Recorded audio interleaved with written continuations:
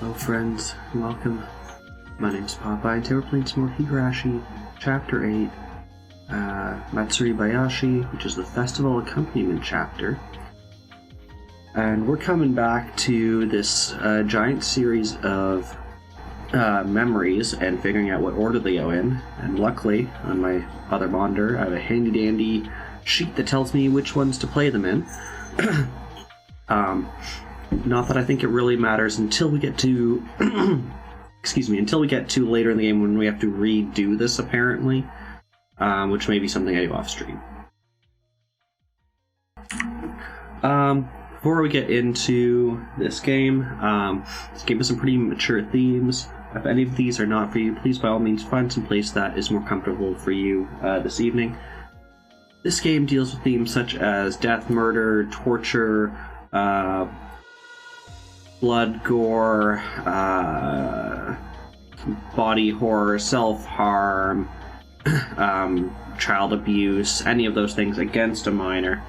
If you want to hear that list again, either feel free to ask me or take a look down below in the description where I have a list of all of those trigger warnings. So, last time we continued through the memories. We're about halfway through so far. Which, if it continues at the current rate, means this stream plus one more, and we'll have gotten to the end of it.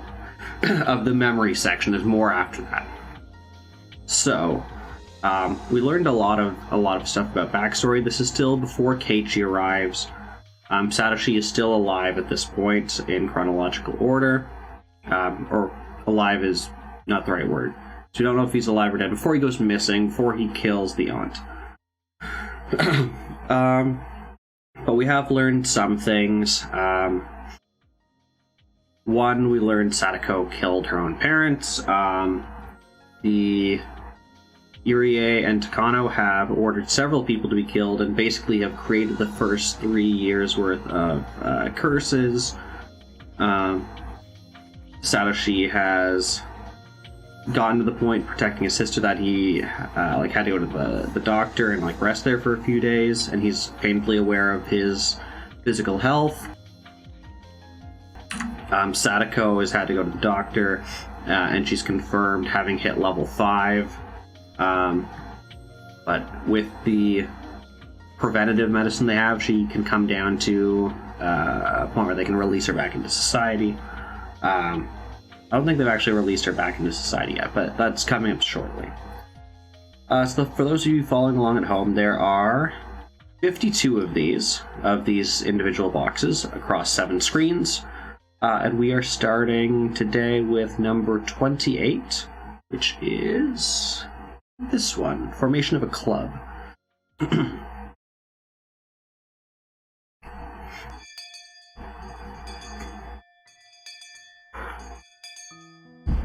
School is the children's world. Values of grown-ups don't apply. Children decide their own values and create their own world. The rules of the grown-up world, the village, don't mean anything here. Even when the villagers badmouth the Hojo family and try to isolate them, that has no meaning at our school. In the children's world, children decide the rules. Rules they think are rational don't exist here.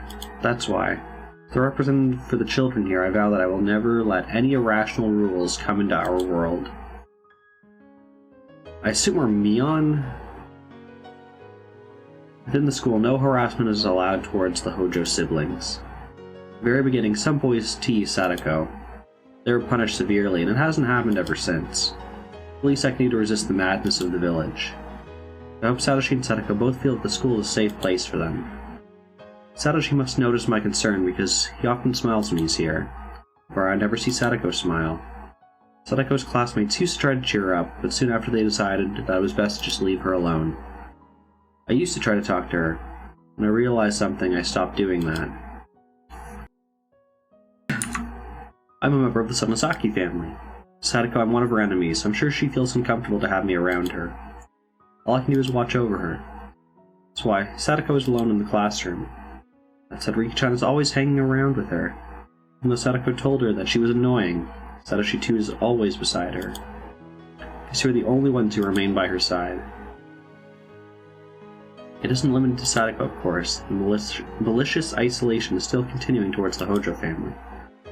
Because they're hysterical and so hostile towards her neighbors, there's nobody who sympathizes with her. It's wise to know that there are fights worth picking, and also fights better set aside. Beyond even a little tolerance or self-control, this isolation wouldn't have continued. Of course, the villagers were the ones who forced them into that role, even though they weren't related to the issue.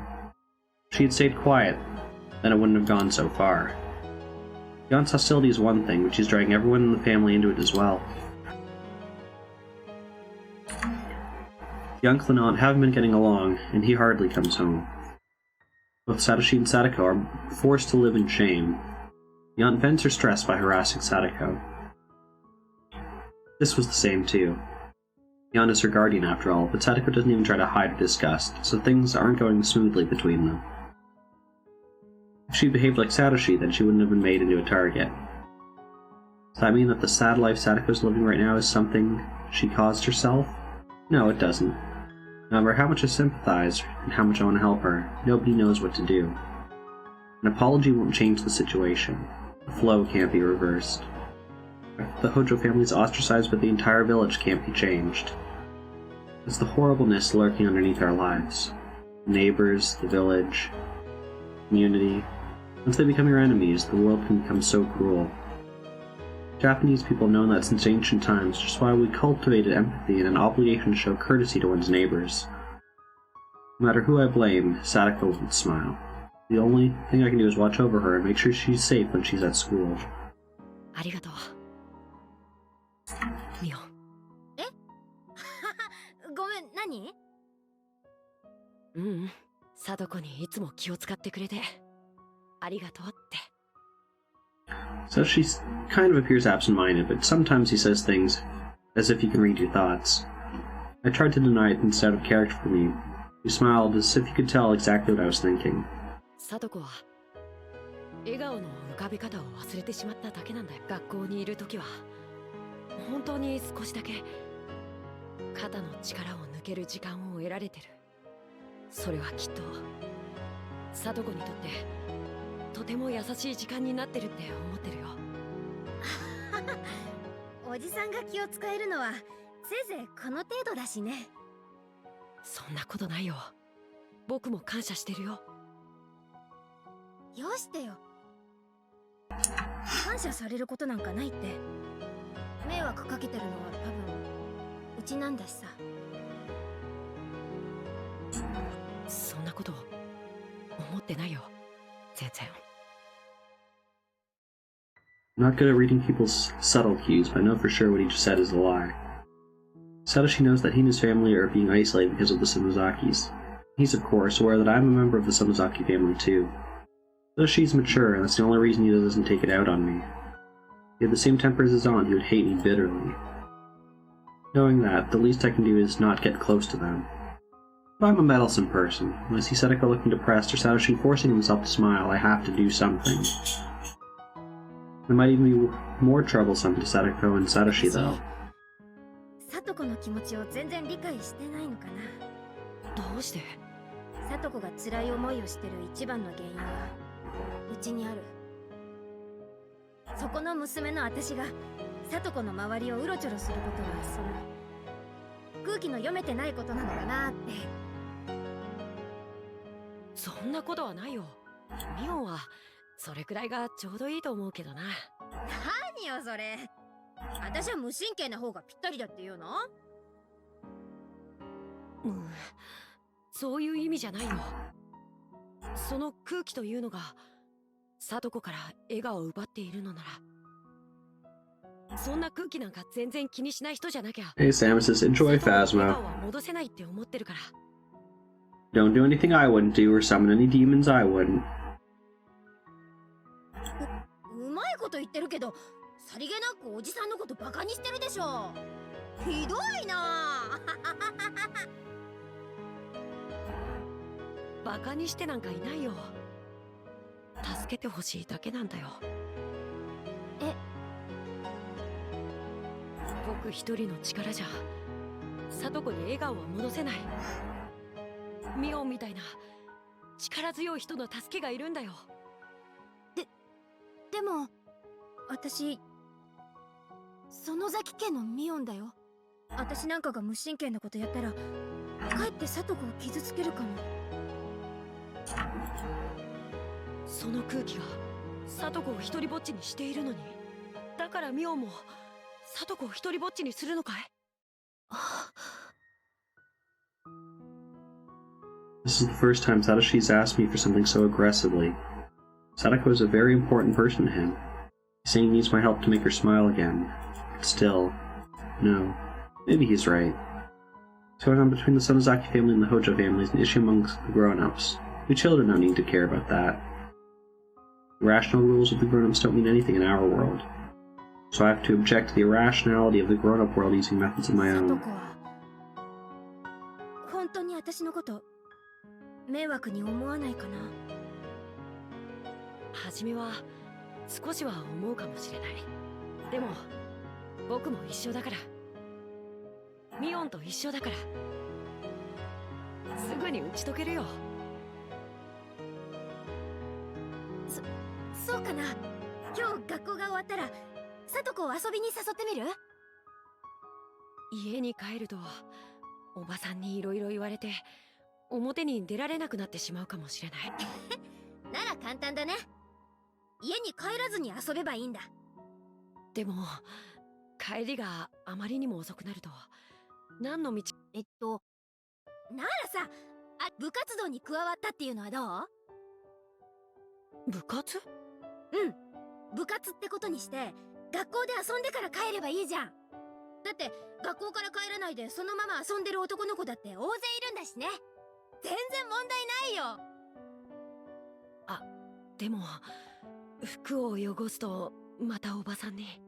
ならさ、アウトドアじゃなくてインドア中心にすればいいわけよ。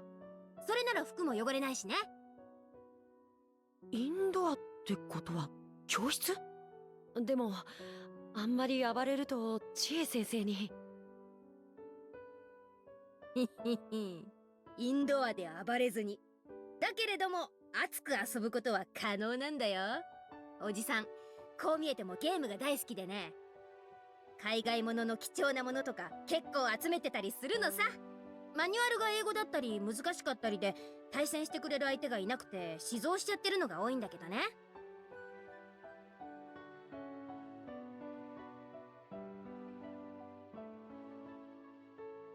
それ聡子にも遊べるかな？もちろんルールなんてね、わかんなかったらその場で作っちゃえばいいんだよ。全員が同じルールに従う以上、どんなルールだったって公平なんだからね。I said it so confidently. Would bring games from home and asking Sadako to play with us actually make her smile again? What if we got to lose? Maybe I'll bring one of the board games tomorrow. あとさ、ミオン、相談があるんだけど。何？おじさんで乗れる相談なら何でも聞いてよ。僕、アルバイトを探してるんだ。聡子を元気づけるのに、誕生日に素敵なプレゼントをしたら喜ぶかなって思って。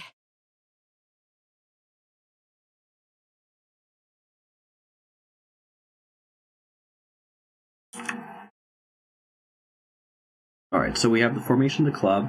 That part-time job is to get Sadako's birthday present, and we know he disappears the night before her birthday, which is the day after Watnagashi, I believe. It's 28. So that means this has to be reasonably close to when that time frame was. Okay, 29 is this lovely blood-colored one called a red capsule. Grown in the Matrix, I guess. The strange medicine I can hardly remember was capsule. Maybe it was Noble tablet. So red it must have been a capsule. Can't imagine a tablet in that color. It must have been a capsule. It was a little bigger than a normal one, I think. I can't remember. Though I can hardly remember if I'll see that medicine again. It'll refresh my memory. That medicine strips away humanity. It takes away a human soul, memory, emotion, numbs the human body. There are no thoughts, no interest, no will to stay awake or asleep. There's no sense of time. Sometimes a second can feel like an eternity, at other times you can almost see the hour hand move. Either way, there's no emotion involved. Can't feel any emotion. Medicine only lets me stay in bed and look up at the ceiling. Only the people who've taken it can understand this misery. What's more scary is while I'm on the medication, I don't realize how scary it is. I'm given the medication daily and I keep losing all my senses. So when the medicine wore off by accident, I realized I should never take it again. That's right. This isn't medicine that'll heal me, it's just gonna kill me slowly. If I continued to take this medicine, I probably wouldn't be able to tell if I was dead or alive, and I'd end up losing myself forever. Oh, hi, cats. I didn't see you there. Hi. You can stay curled up at my feet, that's fine. I'll keep looking up at the ceiling without any emotions and keep watching the clock tick forever. Take the medicine again, I'll lose all the senses I finally regained. I may never be able to bring myself back again. The day I realized that, I'm pretending to take the medicine, but throwing it away instead. Your doctor prescribes medication, you have to finish taking it, even if your symptoms are gone. I can hear my mother's voice. Anytime I went to the doctor's office when I was a child, my mother said that to me. I usually got well before I finished all the medicine, so I didn't finish taking the rest. That's why my mother said that. This is a different type of medicine. I don't even remember how old I was when my mother said that. This strange capsule in front of me, I have to try and get rid of my mother's voice from inside my head. I pressed down on my head with my elbows until it hurt, trying to get rid of what my mother kept telling me. Right. As my head clears, I start to remember the ugly side of my mother. My mother betrayed her family. She betrayed me and my father, who waited for her at home with dinner on the table. She told us she was busy with work, she was having to care. Okay, this is where we are Rena. We are Rena, post her mental breakdown, before she was in Hinamizawa, before she returned to Hinamizawa. That was bad enough. She asked my father for a divorce after he took such good care of her for so many years. There's something else I can't forgive her for. She invited only me to meet with her new family. Not my father, just me. My father and I are family.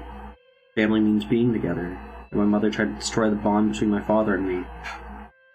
Not only had she destroyed her bond with him, she tried to destroy my bond with him too. When I remember, it makes me feel angry and hateful, and I can't forgive her. The back of my eyes start to hurt, and I can feel the hatred on my face. The overflowing animosity is aimed not only at my mother, but also at the man she had an affair with. The man she had an affair with, Uncle Akihito. I didn't like him teasing me, but he gave me an allowance and tried to have fun with me. I liked him very much. His niceness was all calculated. He wanted to destroy the family bonds between my mother, my father, and me. That's why I shouldn't have said I liked him very much. That's right. I'm starting to remember and understand. I now know my true enemy. It was his fault that my mother started to have an affair. My mother was a very good mother. He was the one who made her a bad one, so he's the one who deserves the blame.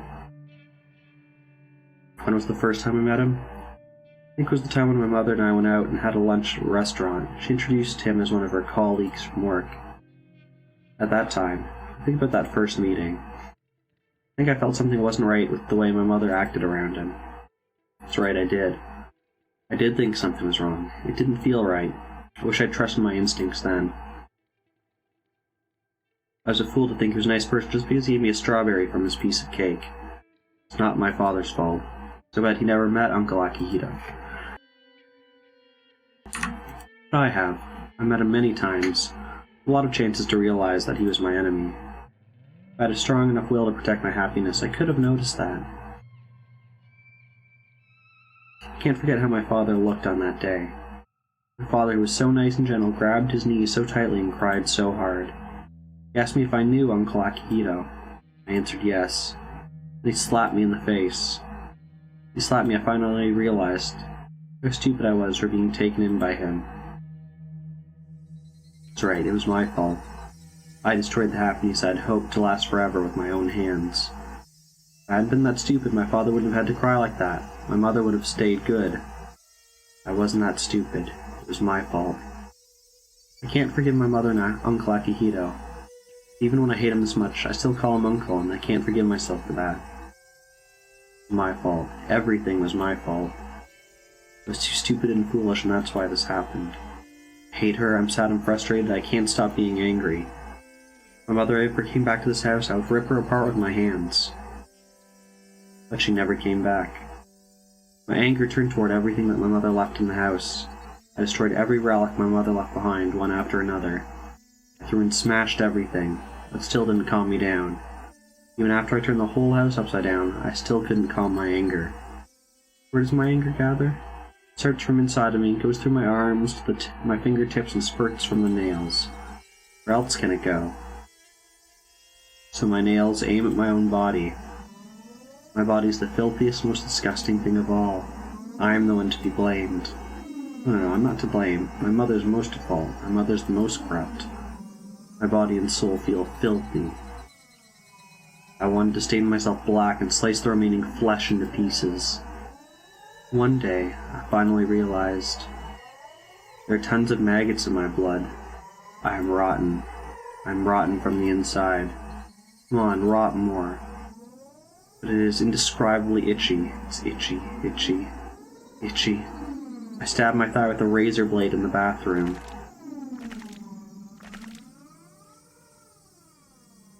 The blood flowed out. Reddish-black maggots spilled out. I forced myself to open my blood vessels with my thumbs. Maggots spilled out. Squirm, squirm. Squirm, squirm. Squirm, squirm. So many maggots spilled out from my left thigh. Probably just as many in my right. Maybe my calves too, my arms, my abdomen, chest. No. How many maggots are there in the blood vessels in my neck? Strangely, although I've become rather insane, there's still a part of me that is calm. If I keep ripping myself apart like this, I'll end up dead. But everything is my fault, and I'm the one to be blamed. Even if I blame my mother, the only way I can disgrace her is with my own body. Oh, I get it now. The best means for quelling my anger. I feel like I'm thinking incredibly rationally now. In order to forgive myself, I need someone else to blame. It has to be someone else's fault.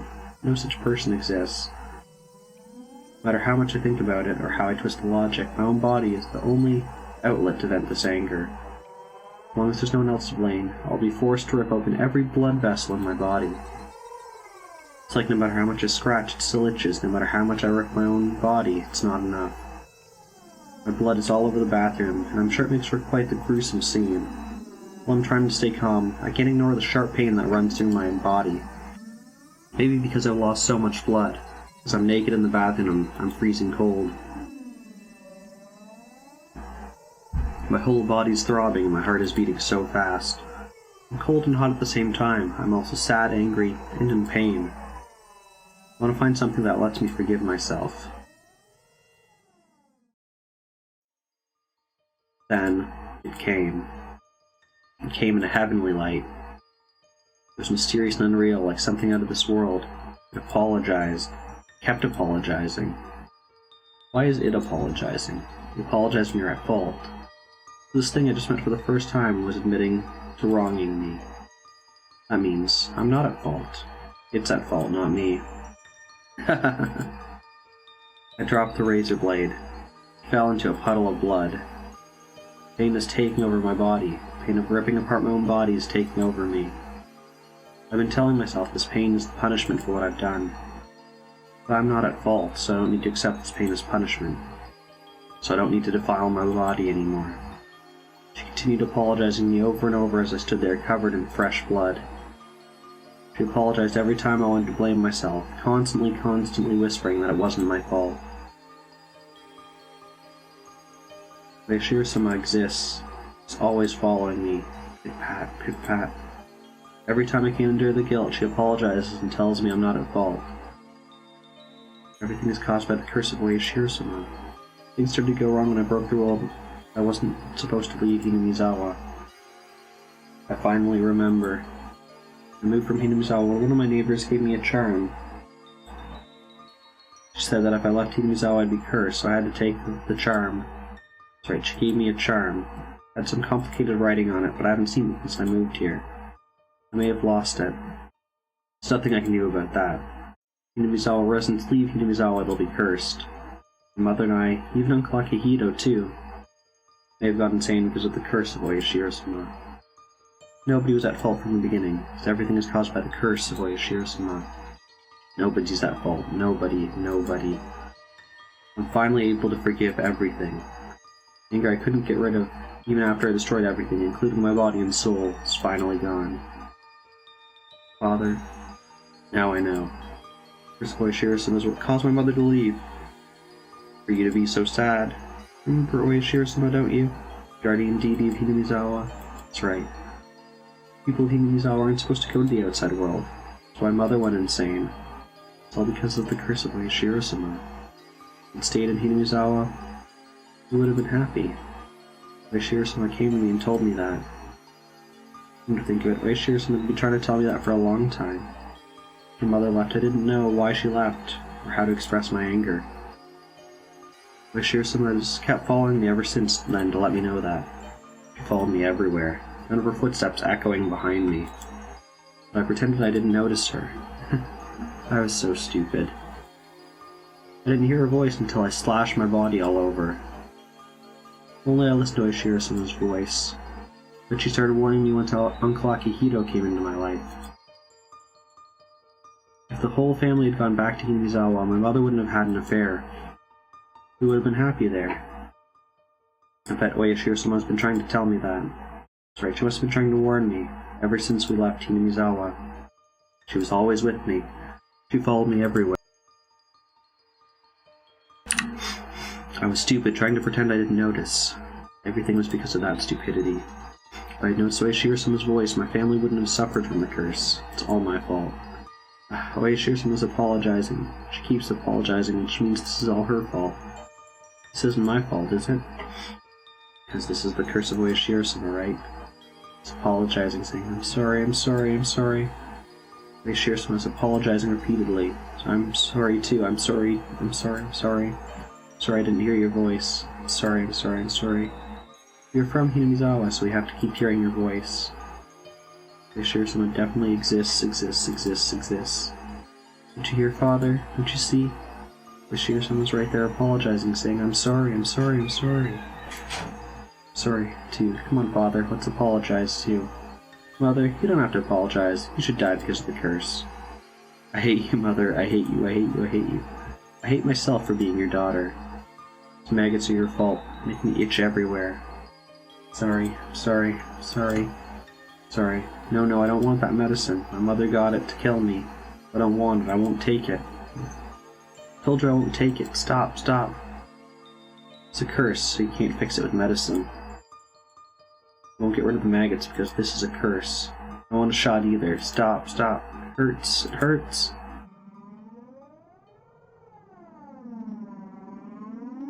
Everything is falling into a gray world.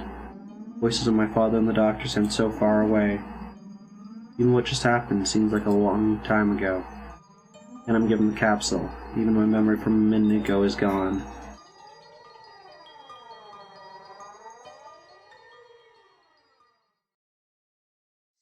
I'm back in my bed staring at the ceiling.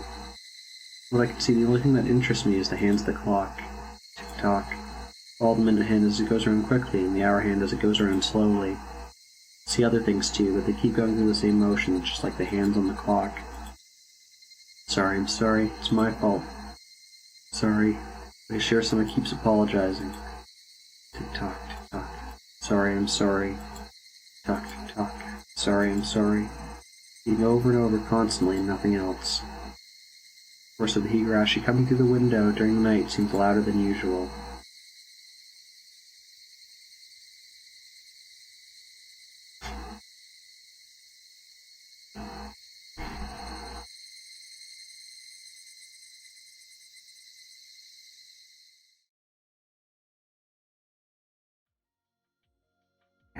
Where's number 30? It was Scream 5. Okay, it looks like this is Rena's return. ごめんください。はい。あらら、こんにちは。あ、俺どっち？あ、どうも。私、お隣に引っ越してきました、リュウグウと申します。引っ越しのご挨拶にお伺いしました。どうかよろしくお願いします。あららら。こんな田舎の村にこんな若い子が引っ越してきちゃったのかい。そうかいそうかい、よく来たね。お母ちゃん、お隣さん、引っ越しのご挨拶来られたわよ。でっけえ声出さんでも聞こえてんな。つったらわざわざ丁寧。竜宮さんだってお隣の空き家に引っ越されてきたって。ああ、あんたレナちゃんかいな。大きゅなって。はい、レイナです。覚えててくれてたんですか？はなんね、お母ちゃん知ってんのかい。知ってるもなんと。ああ、お前沖宮に住んどったから知らん。ずいぶん前に住んでたお隣さんね。そうかいそうかい、戻ってきたんかい。やっぱり都会よか村の方が落ち着くんねえな。住んでたのは小さい頃なんであまりよくは覚えていないんですけど、でもここが私の帰ってくるところだったんだなって。なら馴染むのは早いね。なんかお手伝いできることがあったらいつでも言ってね。ああ、遠慮はしないのがここのルールだから。はい、ありがとうございます。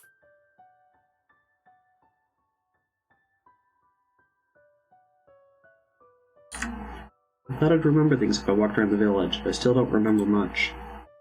I do recall, however, the vivid breeze, full of brilliant greenery. I don't remember the village, but I remember that this is my hometown. Red scars still remain on my body. They're hardly visible, and I can't even feel them. I'm sure they'll disappear soon. When I'm back in Hinamizawa, sometimes I wonder who I was back in Ibaraki. In fact, I think I wasn't myself from the moment I left. Now, by coming back here, I've finally regained my true self. I hardly remember what I was like back in Ibaraki. Probably because of that red medicine. Medicine erased all my painful memories. Maybe that was for the best. I just wanted to be forgiven back then. I couldn't forgive my mother. I couldn't forgive Uncle Akihito. More than anybody, I couldn't forgive myself. I wanted someone to acknowledge that I wasn't at fault. I wanted to be forgiven. So Oishiro-sama apologized. She told me that I wasn't at fault. It was the curse of Oishiro-sama. That's how I was able to forgive myself. I didn't have to die by tearing my blood vessels out of my body. I think people have to die because they become corrupted. That's why people try their hardest not to dirty themselves all their lives.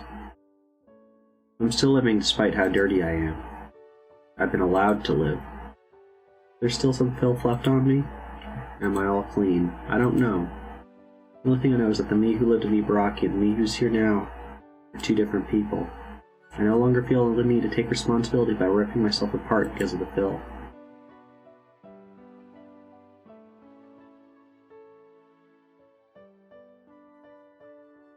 After arranging some furniture and unpacking some boxes, we finally had dinner. Though I hardly remember Hinamizawa, my father remembers things very clearly. 今は綿流しという行事がとても大きなお祭りになってるらしい。6月の終わり頃にあるらしいね。綿流し？お父さんも見たことないんでわからないんだけど、体についた汚れを綿に吸い取らせて沢に流す行事らしい。Absorb the filth.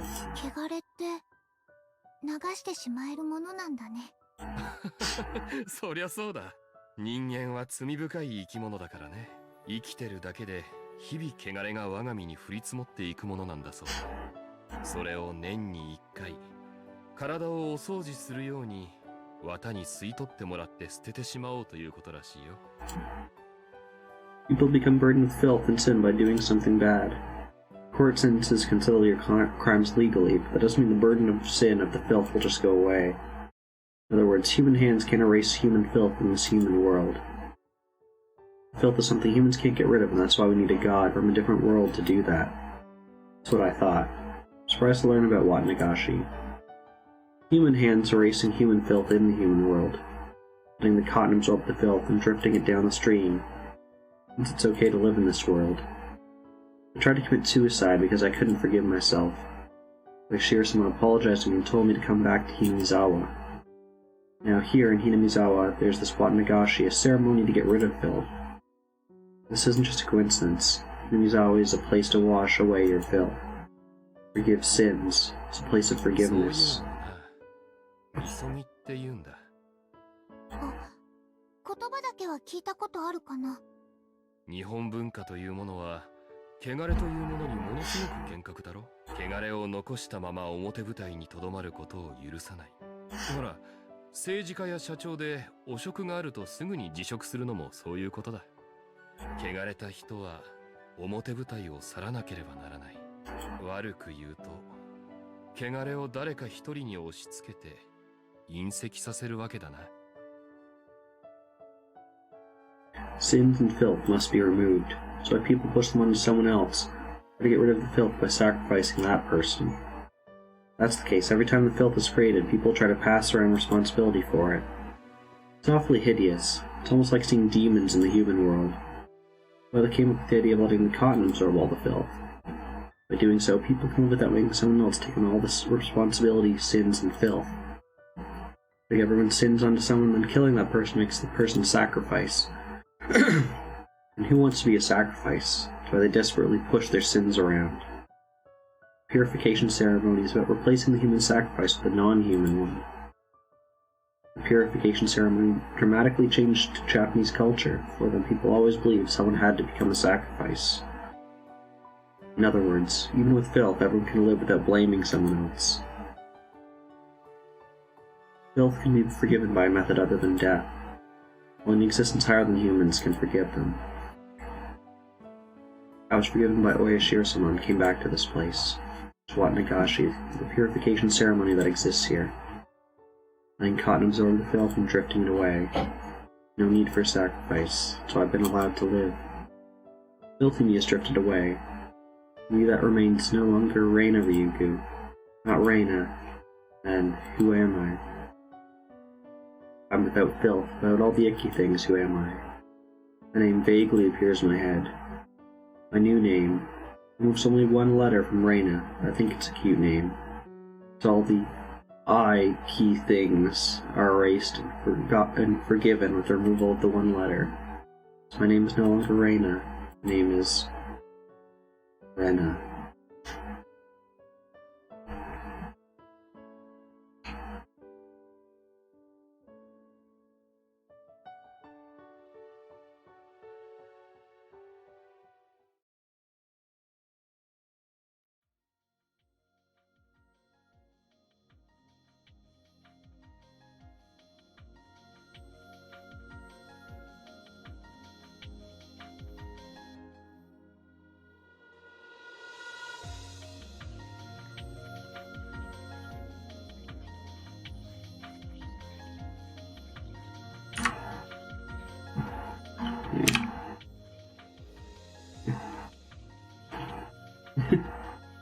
My wife came in, she saw the cat's butt sticking out from under the couch. She's not very good at hiding.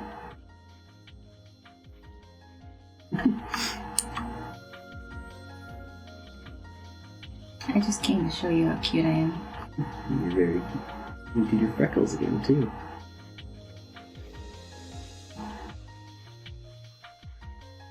Like a peachy color? It's like an orange, and like a purple and a peach. Yeah, it's nice. That's it. And my hair's cute. Yeah.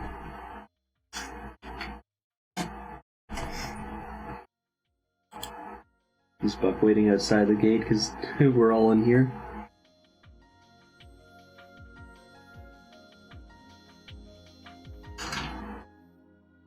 It's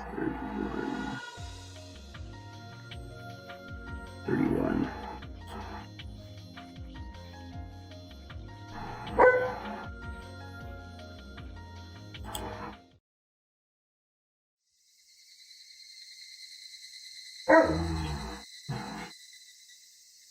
My harsh and brutal days are still continuing without end. The situation between my aunt and Sadako remains the same. My aunt yells at Sadako for no reason every night. Although Sadako cries, she still talks back to her. My aunt's yelling goes on and on forever. Sadako's crying goes on and on, too. Sadako sees me, she grabs onto me. She hides behind my back and tries to ignore my aunt's yelling. She's always coming to seek my help. Sadako doesn't open up to anyone but me. If I don't protect her, she'll be devastated. But security is something our parents ingrained to Sadako. I have to be the one to provide it. But every day, day after day, every time Sadako cries, every day, day after day, Sadako grabs onto me, crying yesterday. I patted her head, but along with pity, a different emotion came to me. I wanted to grasp her head Rage. and smash her against the wall. An unbelievably devilish and awful emotion. No. I can't think that. It's not that I can't think, it's just that I can't acknowledge that feeling. Since that day, there's been someone else inside of me. Someone who's trying to eat me up from the inside and switch places with me. When Sadako begs for my help while crying, that person tries to make me spill out some awful and hateful words that are sure to damage Sadako forever. Leave me alone. Don't grab onto me. Go away. No, I can't. To prevent him from taking over my body, I clenched my stomach and drove him out. I managed to do that. But that wasn't it. That person's coming after me, trying to get back inside of me. I won't let such a scary thing get back inside of me. He knows there's no room to slip into my heart as long as I keep it held shut like this. So he stopped trying, and instead is following right behind me. He's waiting for me to let my guard down. When I walk, he walks right behind me. He's breathing down my neck. He follows me everywhere, and when I lie down, he stares down at me. He's waiting for the right moment to jump back inside of me so he can hurt Sadako. It's been so hot lately. The heat's getting to me, and that's why I think things like this. I'm the only family Sadako has, so I'll have to protect her from her aunt for the rest of my life. That's my eternal duty. The rest of my life? Forever? I really have to do that forever? If only Sadako... But I'm her only family. But it's because of my aunt. But it's because of the villagers, too. It's almost what Nagashi. The irresponsible people are saying that the curse will once again fall upon Hinamizawa. They're also saying it'll fall upon me and Sadako for sure. Maybe it's just my imagination, but the villagers expecting it, giving me especially sharp looks. I feel like I'll be killed on the day of Wat Nagashi. Of course, there's no reason why I would be killed, it's just my imagination.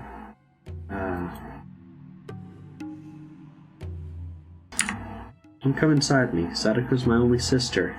My families, don't tell me those awful things. Stop, don't come this way. Footsteps came up right behind me and the hand touched me on the shoulder.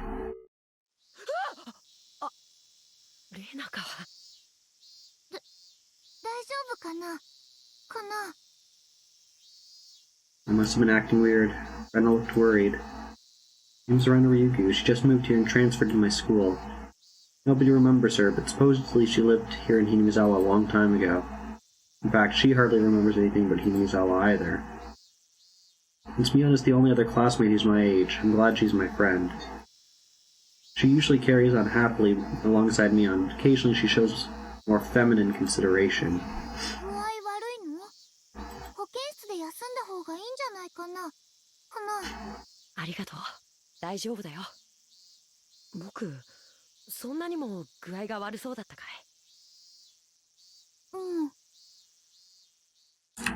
Her immediate answer made me realize I wasn't myself.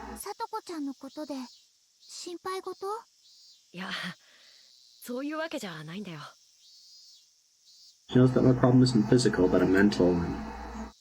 It's just something I think to myself, but even though Rena seems like a very easygoing person, maybe she's more perceptive than she appears.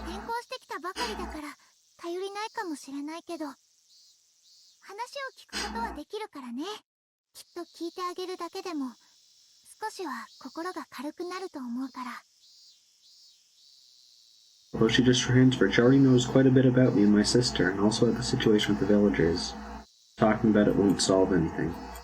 Actually, if I talk about it, I feel like I'd be admitting to my weakness. Might give that person a chance to get inside of me again. さっき声をかけたらすごく驚いたでしょ。 Hey, little bro, how's it going? そんなにも考え事をしてるなら、きっと辛い悩みなんだろうなって思って。はあ。それはなぜか最近誰かにずっと後をつけられているような錯覚がしてね。ひたひたペタペタだからそれかと思ってってごめん。僕は一体何を言ってるんだか。足音ついてくるの？え？私その足音知ってる。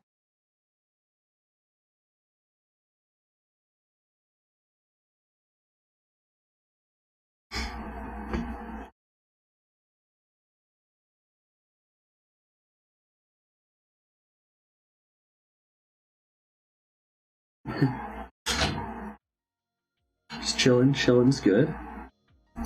It's a cozy looking emote, and it's called cozy. It makes perfect sense.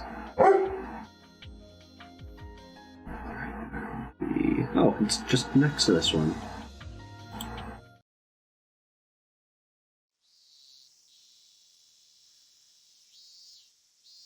そうですか。いえいえ、届けなんていりません。サトシ君は我がひなみ沢ファイターズの頼もしい選手なんですからね。席はちゃんと開けてあります。いつでも戻ってきていいんですからね。わかりません。当分は戻ってこれないと思うので、一度退部にしてもらった方がいいと思いまして。Satoshi-kun says he wants to quit the Hidemizawa fighters. I know very well of Satoshi-kun and Sadako-chan's situation, so I was expecting that he might say this. The relationship between Sadako-chan and Ron has gotten worse, to the point that it can be considered abuse. Home from the Child Consultation Center came, of course, Ron behaved herself. Immediately after, her harassment turned even more vicious. According to the neighbors, the aunt's scolding and Sadako-chan's crying can be heard nightly, and sometimes it goes on past midnight. Sadako-chan's weekly physical checkup results are slowly growing worse. They're trying to keep her stable by increasing her medication. But, unless her relationship with Ron improves, she's sure to go terminal and sink into madness. Although she isn't the type to become deranged, even at the terminal stage, she's the type who holds everything in, harboring her insanity inside. Just like she pushed her parents off the cliff 2 years ago, Sadako-chan may kill her aunt. Thanks to the mountain dogs, the incident was resolved as an accident, in which she stepped aside, although he's still suspicious. If something like that happens again around Sadako-chan, he's sure to investigate her mercilessly. I can't do anything more about Sadako-chan's environment changing for worse. I'm not surprised to hear that Satoshi-kun wants to quit the baseball team so he can be with his sister more. 実は僕、アルバイトを始めるんです。それで、あまり野球に出られなくて。アルバイト、何か買いたいものでもあるんですか？はい。もうすぐ、サトコの誕生日なんです。サトコが欲しがっているぬいぐるみがあるので、それをプレゼントしてやりたいと思いまして。Right, I remember the birth date on her insurance card. It's June 24th, right after the Wanagashi Festival. そうですか。サトシ君は本当に妹思いのお兄さんですね。それはきっとサトコちゃんも喜んでくれるでしょう。喜んでくれると嬉しいです。I could tell Satoshi-kun is also stressed out. Him seeing Sadako-chan being harassed is the same thing as being harassed himself. Stress can be released through moderate exercise, such as with sport, and also with plenty of rest. Sadako-chan is being yelled at nightly, and it's easy to figure out that Satoshi-kun hasn't been getting enough sleep either. I don't know what kind of job he started, but I don't think he'll be able to vent his stress on it. In fact, I don't like the idea of Satoshi-kun taking a part-time job because he's already so worn out in every way. I asked him if he wanted me to help pay for the present, but of course he declined the offer. It's a present from him, so he wants to earn the money himself. He's taking this part-time job only to earn enough money to buy Sadako-chan's present, so it'll be a temporary thing. It's for a short period of time, maybe it won't be that bad. Well, I want to stop him from working because I don't want him to get even more stressed. Since he says Sadako-chan's birthday is near, I don't think I can stop him. Sashikun's determined. If I say any more, he may lose his trust. I have to accept his leave of absence. そうだ。監督、バットを一本借りていってもいいですか? I completely misunderstood his words. Later I found out he carried around that bat to protect himself, and realized that even then he was already showing some dangerous symptoms. I believed there would be a fourth mysterious death this year, and that he would be the victim. I became obsessed with the idea that someone was after his life. As a symptom of Himizawa syndrome's terminal stage. Although I was involved so deeply with this syndrome, I was careless. はて、何に使うんですか? Sashikun had his own bat. He should have asked if he could take it home, and instead he asked if he could borrow it. When I think about it now, he said it that way to lighten his guilty conscience, but how could I have known then? いえ、野球にはそんなに来れなくなりますけど、でもきっと一人で素振りの練習をするくらいの時間は取れると。それはいいですね。そういうことならぜひ持って行ってください。素振りをするときは十分周りを確認して危険がないよう注意し、ご近所迷惑でなければタイヤを吊るしてそれを打つのもいい練習になるでしょう。Swinging a bat can release stress. Letting him take his bat home will help. That's what I thought. But that was a huge mistake. I realized only when things were already past the point of no return.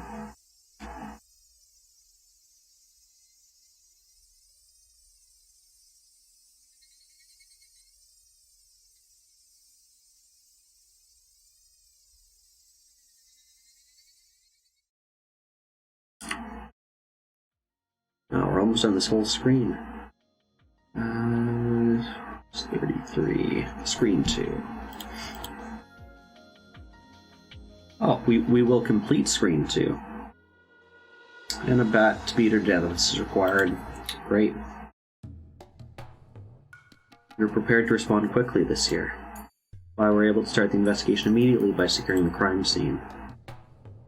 The victim is the wife of the younger brother of the Hojo couple. She's an extremely suitable target for the 4th year's curse of Oyashiro-sama. She has a horrible reputation among the locals. After the incident, everyone said she deserved to be cursed. I have a general idea of who the culprit must be. It's probably Satoshi Hojo. An innocent-looking kid. There's even a motive. The deceased abused his sister relentlessly. This would be revenge for that. Also, while he intended the inspection of the crime scene, he was rather frantic. Yet also far too composed, as if he was totally unrelated to the incident. My intuition from many years of police work tells me that 8 or 9 times out of 10, someone who acts like that is the perp. I have no concrete proof, but if I question him and shake him up a bit, I have a feeling he'll confess. これだけ仏をめった打ちにしていれば、星も返り血を少なからず浴びたものと思います。そいつが見つけられれば決め手になりそうですね。まあよっぽどの間抜けでなけりゃ処分してるでしょうがね。犯行を認めた後に捨てたと称する場所から発見できれば検察も納得してくれるでしょう。It's pretty insignificant as a standalone case. Confession from Satoshi Hojo would end it. Everyone except me must believe that. If I look at it as part of the series of mysterious deaths, it won't be so easy. Neither the 3 families of the village or the Sonozaki family alone is directly involved in this. They're the ones pulling the strings. They must have instigated Satoshi Hojo into committing this crime.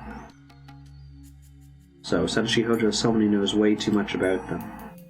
Sonozaki's family's actions must remain hidden.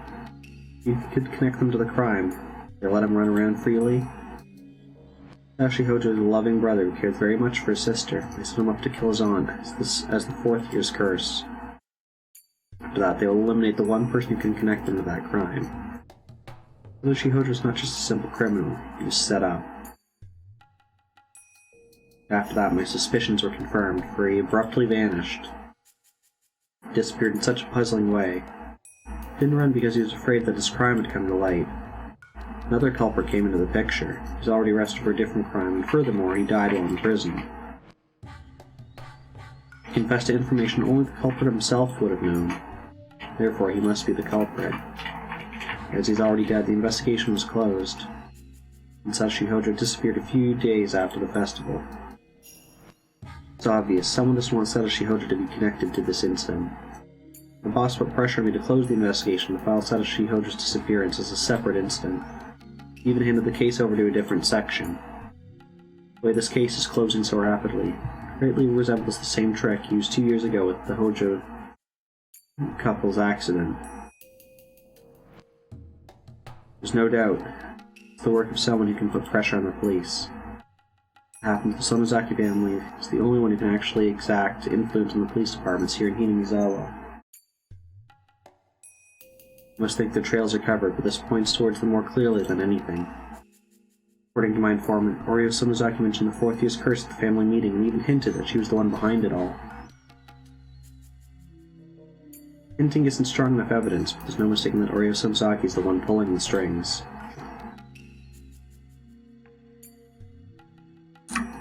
I know they're the ones who did in the old man, but I still can't grab them. The principal offender's still on the loose, but I'm sure he's being sheltered somewhere by the Sonozaki family. I have to locate him and find that missing right arm. I'll return the arm to his grave and make the principal offender and the masterminds both bow down before it. However, just like if Satoshi Hojo disappeared, it's possible the principal offender has already been eliminated. But he's already been killed and buried somewhere nobody can find. If that's the case, then it's fine. Like the old bag who ordered someone to kill the old man, slam her forehead on the ground before his grave. This I swear. After the 4th year's curse, people are already saying something will happen again next year. Even with all my preparations, I couldn't prevent the incident from happening this time. It's too late if something happens. I must keep my eyes on the core of the village before something takes place. There's a reason why I have to get to the bottom of this by next year, because I'm retiring. My mother's been wanting to go back to her hometown in Hokkaido. For a long time she's been asking me to move there when I retire. I feel that's the least I can do for her, so I agreed to move to Hokkaido when I retire. Next year's my last chance to avenge the old man's death. Happened 4 years in a row. It's more than likely there'll be a 5th curse too. As a result of the series of mysterious deaths, the village has been tightly knit together since the dam protests. We're told that betrayers will be punished in the name of the curse. For the masterminds, it's enough reason to continue with the series of mysterious deaths. According to rumors, this year's victim Yon was cursed because she didn't participate in the Watsunagashi festival. So there are villagers who believe that if they don't participate in next year's Watsunagashi, they'll be cursed. It'll be a huge festival next year for sure. Something will happen. A series of mysterious deaths in Hinamizawa, it's known as the Curse of Oishirasama. Avenge the old man. I definitely will.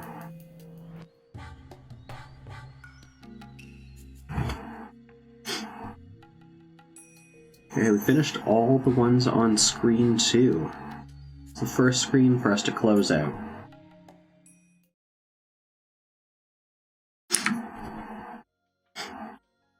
So that means we've got 6 screens to go. 34. Oh, and we're going to close out screen 1 in a sec. We're jumping ahead to the 4th sacrifice.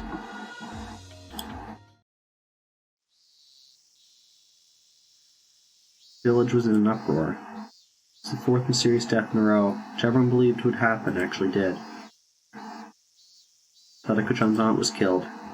Villagers feel rather satisfied about this incident, saying the curse finally fell on her for being a local troublemaker. I know the truth. Saw the beaten up body at the crime scene, and knew Satoshi-kun was responsible for it. Her abuse towards Sadako-chan was getting worse and worse. Satoshi-kun wanted to protect her. He brought home a baseball bat. All the signs were there, so I didn't even need to hear from Satoshi-kun. Yet I couldn't avoid questioning myself. I felt bad for the Hojo siblings. With no one on their side, so I tried to be their ally. In the end, I failed to be any help to them. Phone rang. Satoshi-kun. He's never called me before. What happened? You mean help him? If so, I will. I truly feel that way. 監督ですか。お仕事中にすみませんでした。いえいえ、気になさらないでください。どうかなさいましたか？車を持っている人が。車で、ええ、ありますよ。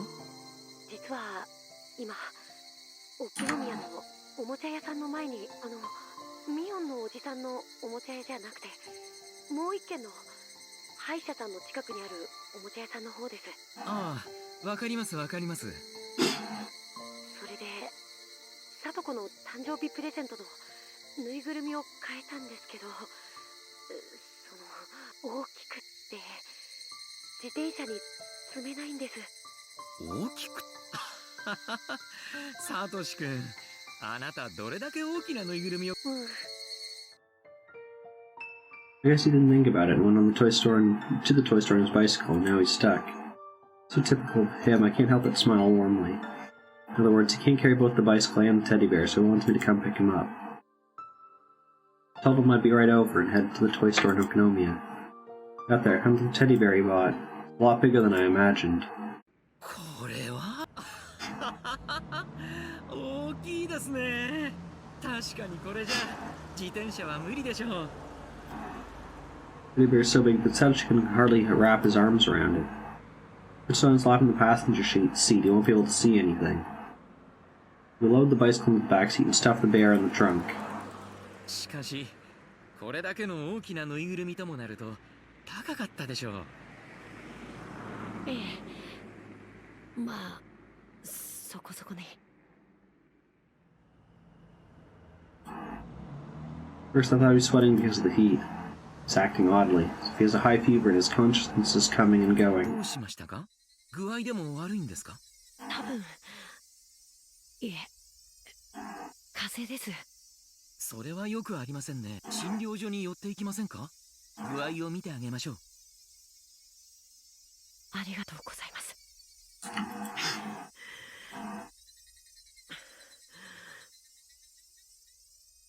Phasma's ended? Did it end because you won, or did it end because the ghost got you all?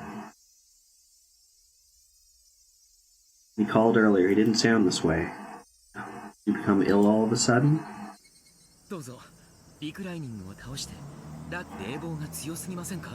大丈夫ですか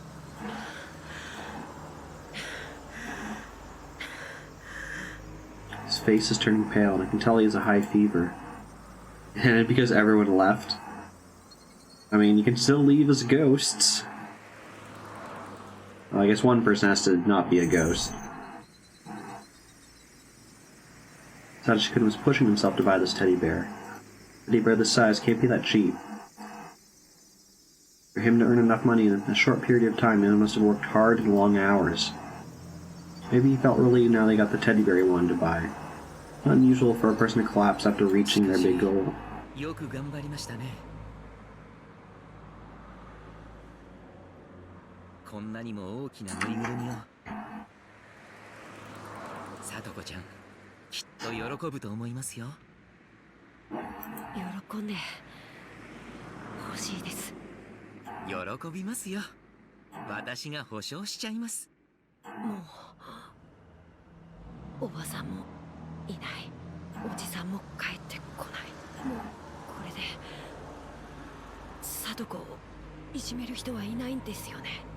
そうですね。もうさとこちゃんをいじめる人はいません。だからこれからはゆっくりと過ごしていいんです。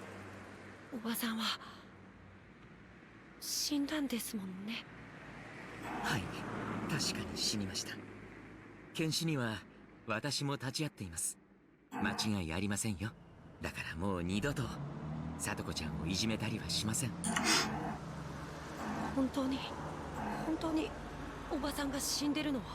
はい、間違いなく。じゃあたまに通りすがるおばさんにそっくりな人がいても、おばさんが実は生きてて退院してきたとか。ええ、そんなことはありえません。二度と私たちの前に現れることはありませんよ。じゃああの人、あれもよく似てるけどおばさんじゃないんですよね。ですよね。As she can point at the oncoming car in fear. Of course, the car passed so quickly that I couldn't see her face. No matter how much she looks like her, it's impossible for her to be alive. ほら、あの人もあんなにそっくりでも、だって僕を見ましたよ。落ち着いてください。佐藤、おばさんは完全に死に、だからどんなに似ていてもそれはおばさんではありません。似てる似てる。いや違う、本当におばさんなんだ。あんなに殺したのに、あんなに殴ったのに、なんで I only try to stay calm and drive. Satoshi-kun is losing his cool. He's delusional and he's seeing his aunt coming back from the dead. And I finally realize Satoshi-kun is displaying symptoms of the terminal stage. I need to examine him once I get to the clinic. Different from Sadako-chan's case, we already have the cure. So we can treat Satoshi-kun, talk to the mountain dogs, so they'll take care of the murder of his aunt. We can save both him from going terminal and give him back his peaceful days with Sadako-chan. He was deranged until just a minute ago, but now he's gone quiet. He didn't fall asleep. Let's get to the clinic while Satoshi-kun remains in this calm state. There's no guarantee he won't attack me while I'm driving. As he knows what's going through my mind, Satoshi-kun spoke to me quietly. 監督、これってやっぱりお社様のたたりなんでしょうか。たたりなんかありません。どうか気を強く持ってください。里子、ぬいぐるみを買う直前まで僕はそのお金でどこか遠くに逃げてしまおうって思ってたんだ。だからそんな僕をお社様は許さなかったんだ。だからそんな僕をお社様は許さなかったんだ。僕は兄失格なんだ。僕は無理に喋らなくていいですよ。まぶたを閉じて休んでいてください。すぐに診療所に着きますからね。そうしたら具合のすぐ良くなる薬をあげますからね。僕の血の中にもウジ虫が湧いてるのか。かゆい。書かないで。喉をかいてはいけません。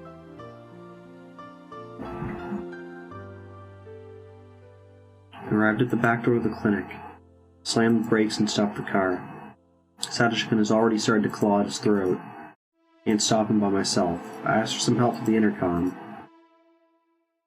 Some staff members came out immediately. Satoshi-kun was surprised to see so many people at once because he started to resist. I don't even need to run tests, he's at level 5. He reached the terminal stage and his thoughts must be filled with delusions. Maybe he thinks the staff members want to kill him. Staff members pinned his arms and legs down and gave him a shot to put him to sleep. 助けて。大丈夫ですよ。すぐに治療しますから。しばらくの間楽にしていてください。どっか里子、願い。 Please take care of Sadako. Saying those words, he fell unconscious. あらあら、騒がしいと思ったらサトシ君が急性発症したようです。彼の日頃のストレスを考えればいつ発症してもおかしくなかったでしょう。いや、ぬいぐるみを買うまで自制心でそれをずっと抑え続けてきたに違いありません。なんだか毎年綿流しになると生きた検体が手に入りますわね。これもお社様のたたりのおかげなのかしら。I don't have time to listen to her nonsense.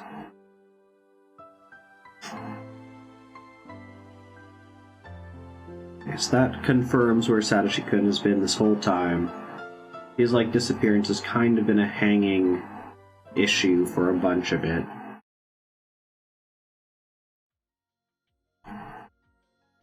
At points, people thought that the Sonozaki family had him and that he was in their dungeon, but no.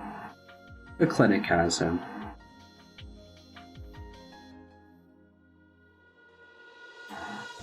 Number 30... Oh, that was 34. 35, then. Oh, we'll finish off screen 4 this time.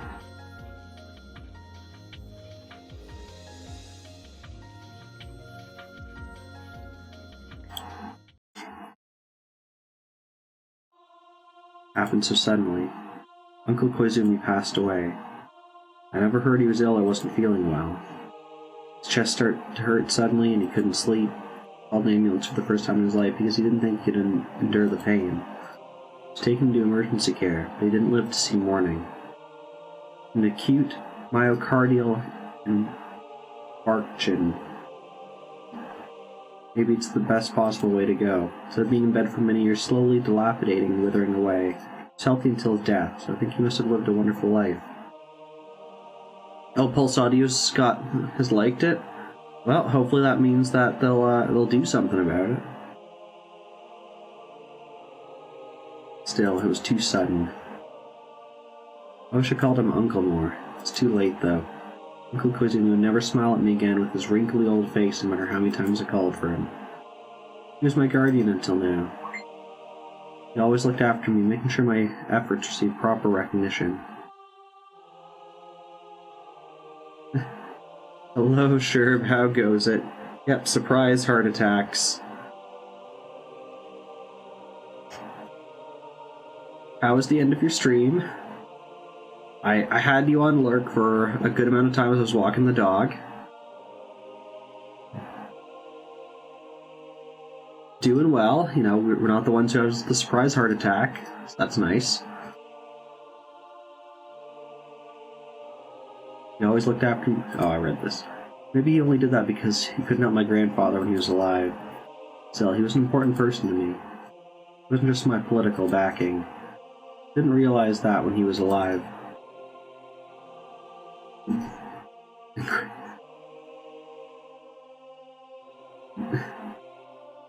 Bored and unmotivated?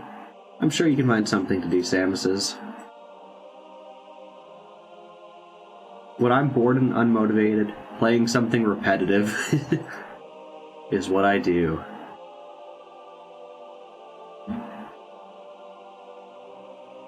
I thought of using his power for my own agenda, but after he died I realized Uncle Koizumi was my grandpa, too. Provided the warmth and protection that I longed for from my own grandfather. At his funeral I shed tears I thought I forgot how to.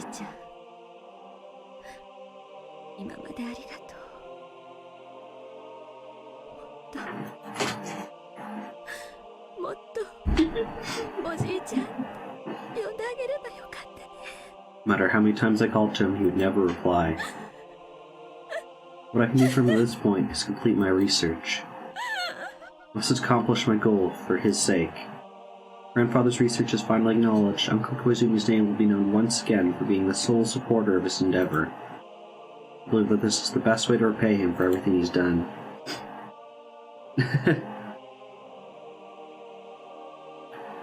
I vow to devote myself to my work even more from this day on.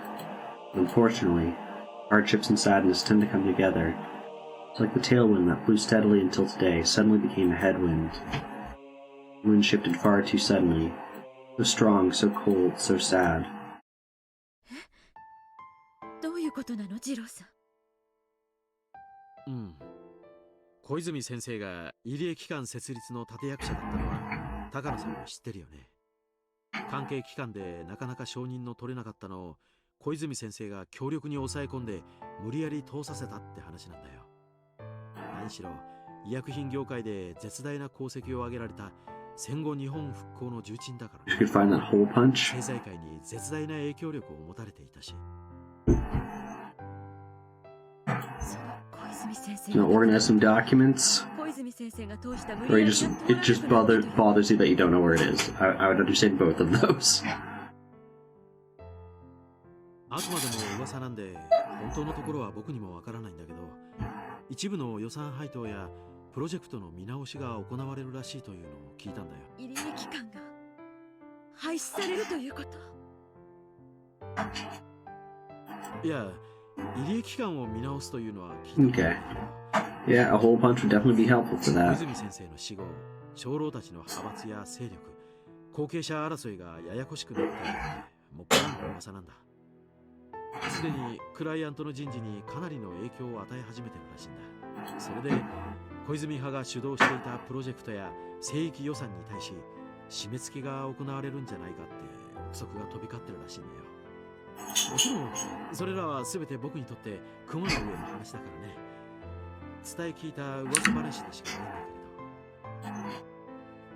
けれど。Your son kept saying that they were rumors. That told me that the wind's direction has changed. Maybe Jiro-san already knows everything. He's simply trying to warn me about it. And then, at our next routine audit, Jiro-san made it clear with his own mouth. High-ranking government officials who had never came here before attended the routine audit along with Jiro-san. Just by seeing those faces, I could tell the turning point is approaching. ご存知の通り、アルファベットプロジェクトは戦後日本の国際的な地位向上を目的としたものです。ですが、すでに昭和も50年代に至り、西暦は21世紀を間近にしております。This day and age, we must put the past behind us and start looking forward to a new world. Exactly what he said. Japan has already put the past behind. It's cutting off its ties to the ghost that wished to recruit the militaristic might of the pre-war era. 戦後40年間、我が国は世界への平和的貢献を模索し、国際的地位を確立するに至りました。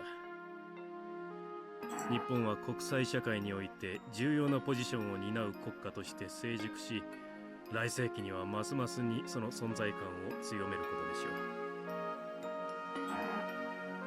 The Alphabet Project, the main sponsor of the Irie Institute, a group of people want to develop a weapon that would act as a deterrent to the nuclear weapons which Japan is forbidden to own. They've come to the Irie Institute, one of its branch organizations, to tell us that Japan has now renounced nuclear arms. The Irie Institute will be facing a strong, cold headwind from now on. The roll of the die that came up pulling on that stormy day has reappeared. I won't let the result of a die affect me. The power of my will won't be beaten by some god's roll of the dice. 現在時代に即した形になるようアルファベットプロジェクトの見直しを進めています。Well, if you play Thief Simulator and you steal a bunch of stuff, please don't fund our villains. 新生アルファベットプロジェクトは国際交流と経済発展の二軸からなる平和外交の見地から日本の地位向上を模索していくことになるでしょう。All the people who hold tremendous influence in the politics and economy of Japan were born before the war. Naturally, they want to regain the glory of pre-war Japan. The very idea that we can win next time if we research the new bomb that defeated us is itself a specter of the war. Now, everyone already realized that no one could speak out against the grandstanding elders they owed their gratitude towards. Soon the old would wither away and the new generation will take control. Uncle Koizumi was, in a way, the last remaining pillar for the old generation. Death is a chance for the new generation to step in. Things they couldn't argue openly are now being discussed. We point out from the beginning that the Alphabet Project was created for the personal satisfaction of a small group of people. It sucked money out of the treasury. So, the new generation of politicians have taken over from the old. Don't fund our villains.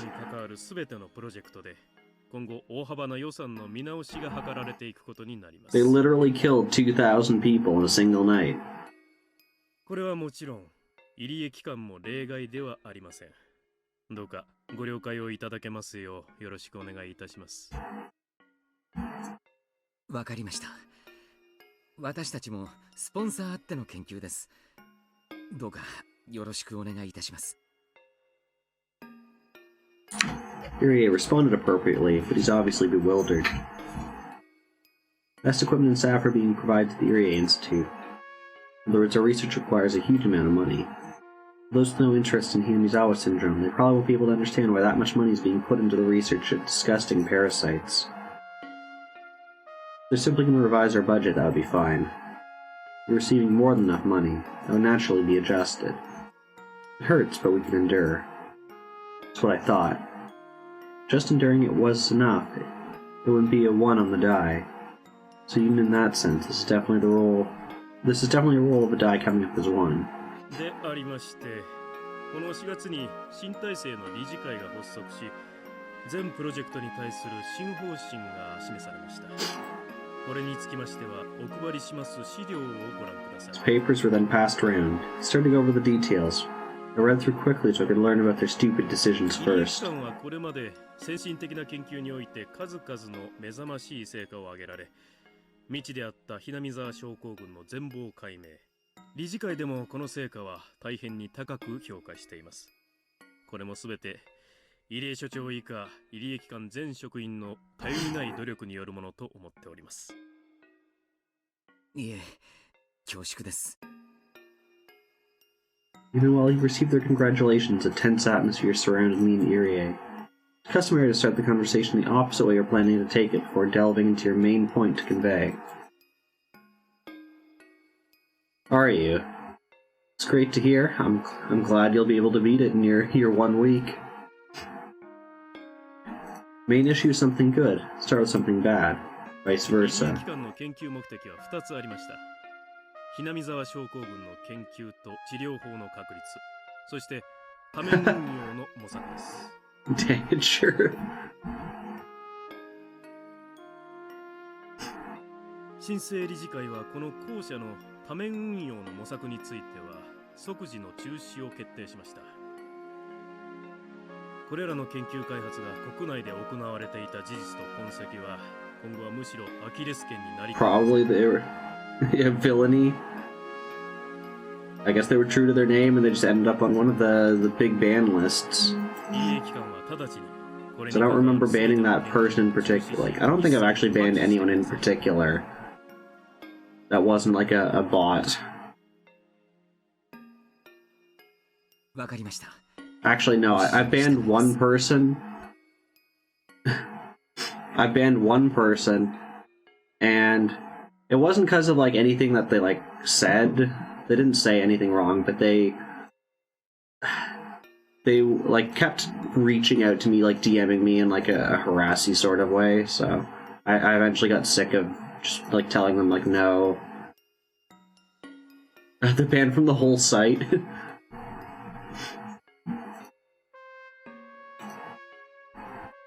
Rie applied to that immediately. Was assertive about finding a cure. Never more even remotely interested in researching the diseases used for military applications. I'm sure he has no qualms about concurring with such demands. Yeah, so like this was a person like I met, and like at first they like DM me like, you know, they just had like some question. I was happy to answer it. And then every like for banning villainy. And like, you know, every now and then they would reach out like, hey, I'm watching this person, you know, like you want to join? And like sometimes I'd take a look at it, and most of the time it wasn't for me. Eventually it came down to they were like, hey, I got banned from this site, from this one person's chat. I said something, it was a joke. I shouldn't have said it. Can you like go in and like put in a good word for me and unban them? And I'm like, well, like, what did you say? And I don't even remember what they said. All it was something really horrible. I was like, no, I'm not supporting you in this. Bye. And then they kept like pestering me about it, and then I banned them like an hour later.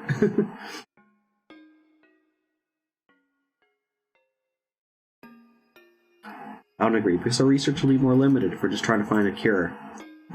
Finding that cure is simply a byproduct of my larger goal of discovering everything about the syndrome. Villain E. 入江期間につきましては、最長3年以内をめどに研究の収束を図ってまいります。ちょっと待ってください。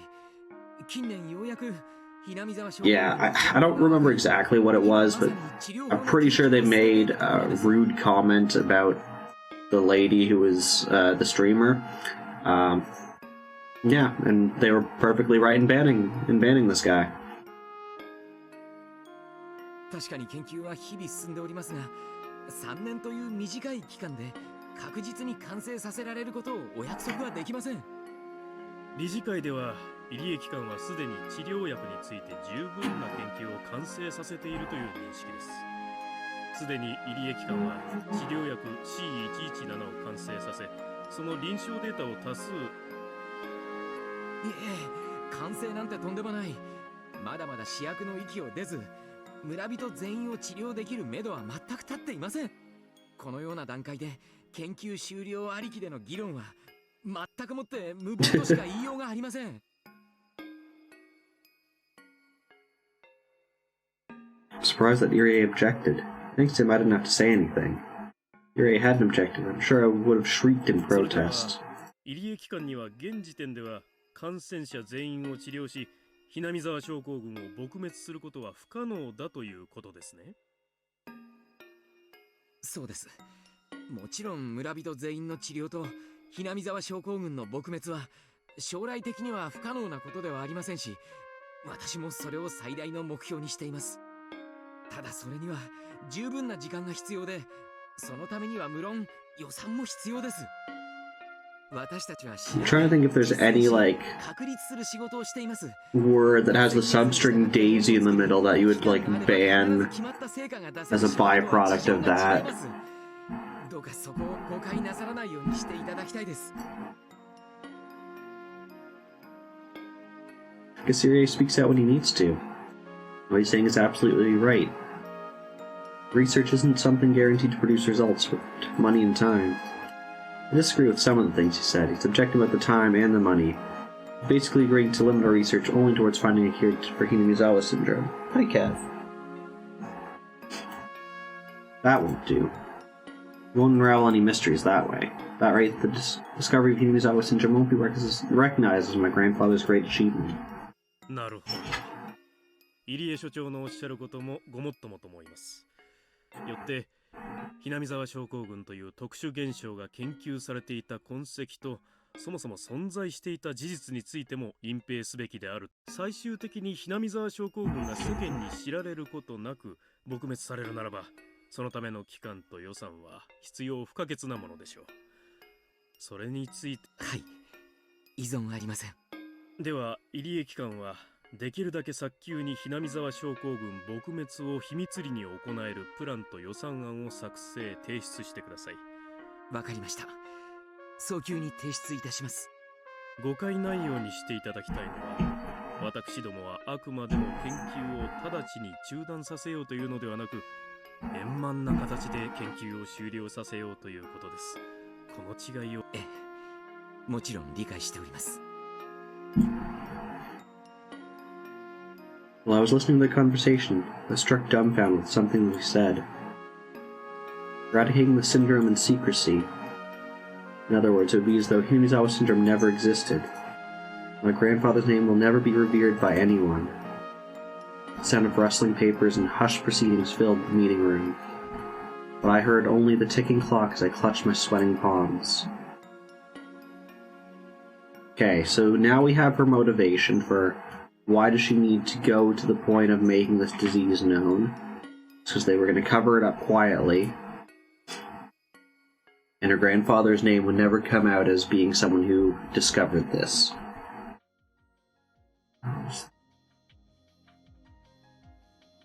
Which one was that?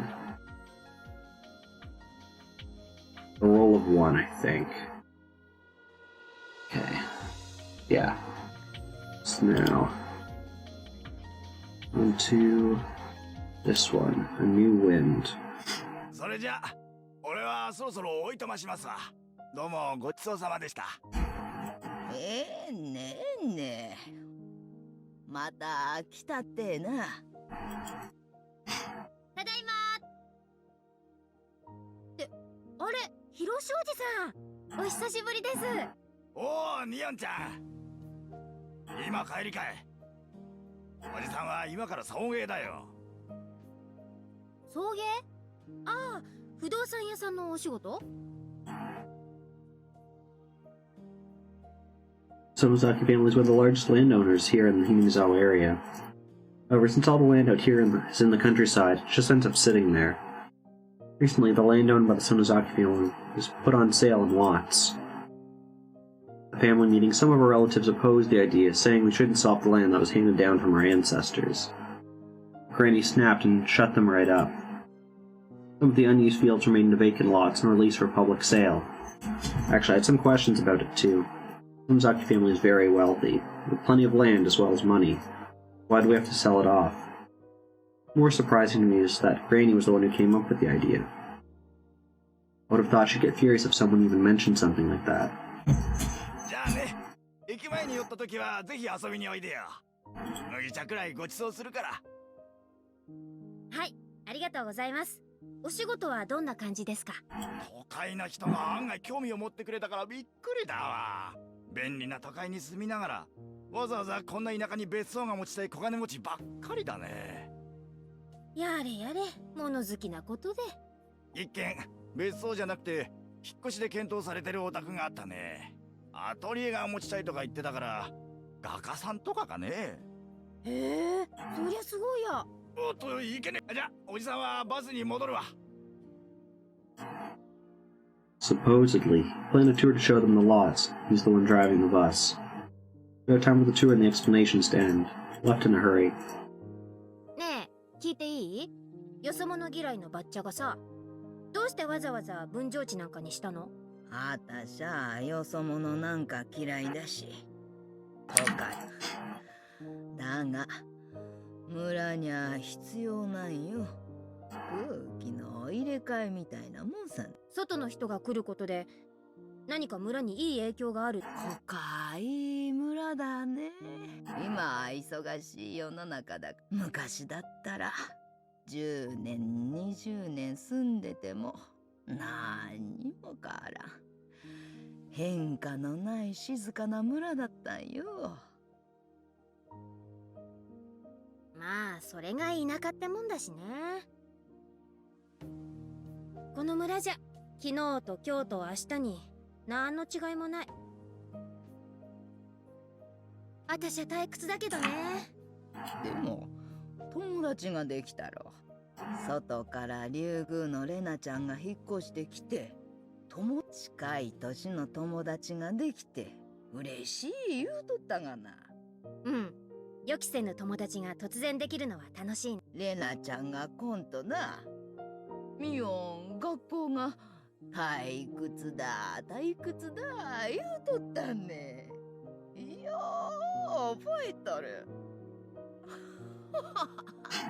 それが外から引っ越してくることによる効果だって言いたいわけ？どんな寒い冬場にかてたまには換気をせんとな。寒くてしんどいな承知で窓をガラリと開けることもあるんよ。外から人を迎えることが村の換気になる。ああ、そしてきれいな空気を入れて、あたしらみたいな悪い空気はとっとと追い出されるべきなんよ。Remembering up the Hojo family, I know Granny will explode, so I don't. I think what Granny is trying to say includes things like their ongoing isolation. Now, when she remembers about what happened at the explanatory meeting, she gets really upset. I guess even she feels that needs to come to an end. Or she can't just say she'll forgive them, not when she's at this stubborn age. She can't lose face by openly saying they need to be forgiven. Mostly, I think she's behaving like a little schoolgirl who actually likes a person but treats them rudely when they're around. Maybe people really do go back to being children when they get old enough. I'm not just talking about Granny, the same can be said about all whole people in the village. Maybe I should say the evil around here.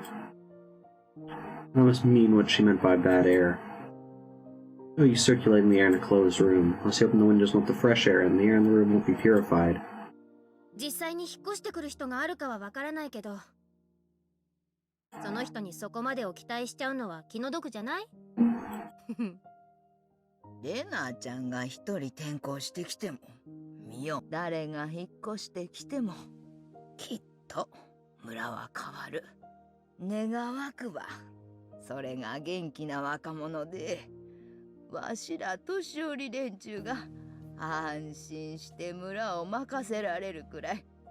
それこそ年寄り連中がもうやっとれんね、あの世に退散するわいうくらい。死んだおじいちゃんの話？あ、ほんとれ。誰がじいさまの話をしたんよ。俺お手伝いさん言って縁側のお茶を片付けさせてくれな。へいへい、了解了解。ミヨン、北条聡が消えた日、お前あたしに詰め寄ったろが。ああ、そんなこともしたね。あたしゃな、あれで目が覚めたんや。北条家がどうのこうのいう問題は年寄り連中が死ねばそんなの待たずはよう解決せんとなあかん。でも自分にはそれができないからよそ者にそれを託す。それが私にできる精一杯だね。どんな悪い手札だって次のドローでいい札が入れば流れが変わるきっかけになることもある。それに期待して山から札を引くのもありかもしれない。新しい風はミオ、お前らの世代になる。そしてお前はうちからの風となって混じり合いながら村のよどみを吹き飛ばしてくれ。他力本願の極みだね。自分が火種を作ったくせに孫にその尻拭いをさせるとは。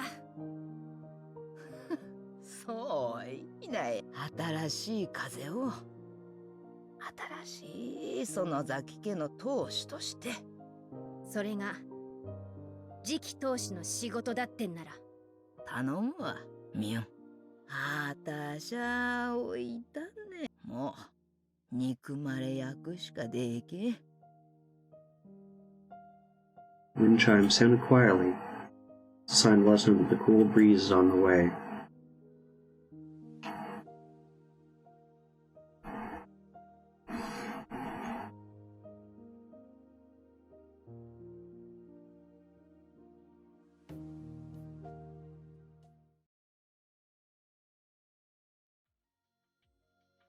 Okay, that was...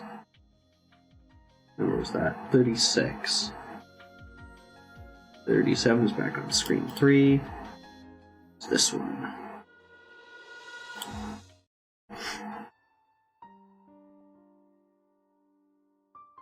Today はこれくらいにしようか。気が乗らないみたいだからね。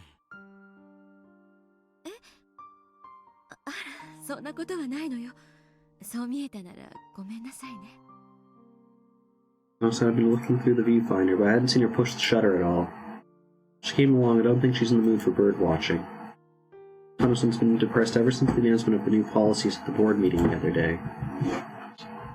It's understandable. Yuri Aintu was created by her in the first place. Created that so she could devote her life to researching Kimizawa syndrome. For all that to be tossed aside while being asked to wrap up work within a few years, of course she's depressed. Besides, she can't even fully spend the rest of the time left on research. Funding was being cut in stages, and by the end they'll barely be able to finish closing up, let alone research anything. I heard that she's the granddaughter of the late Dr. Takano. Her determination to finish her grandfather's research is what kept her going until today.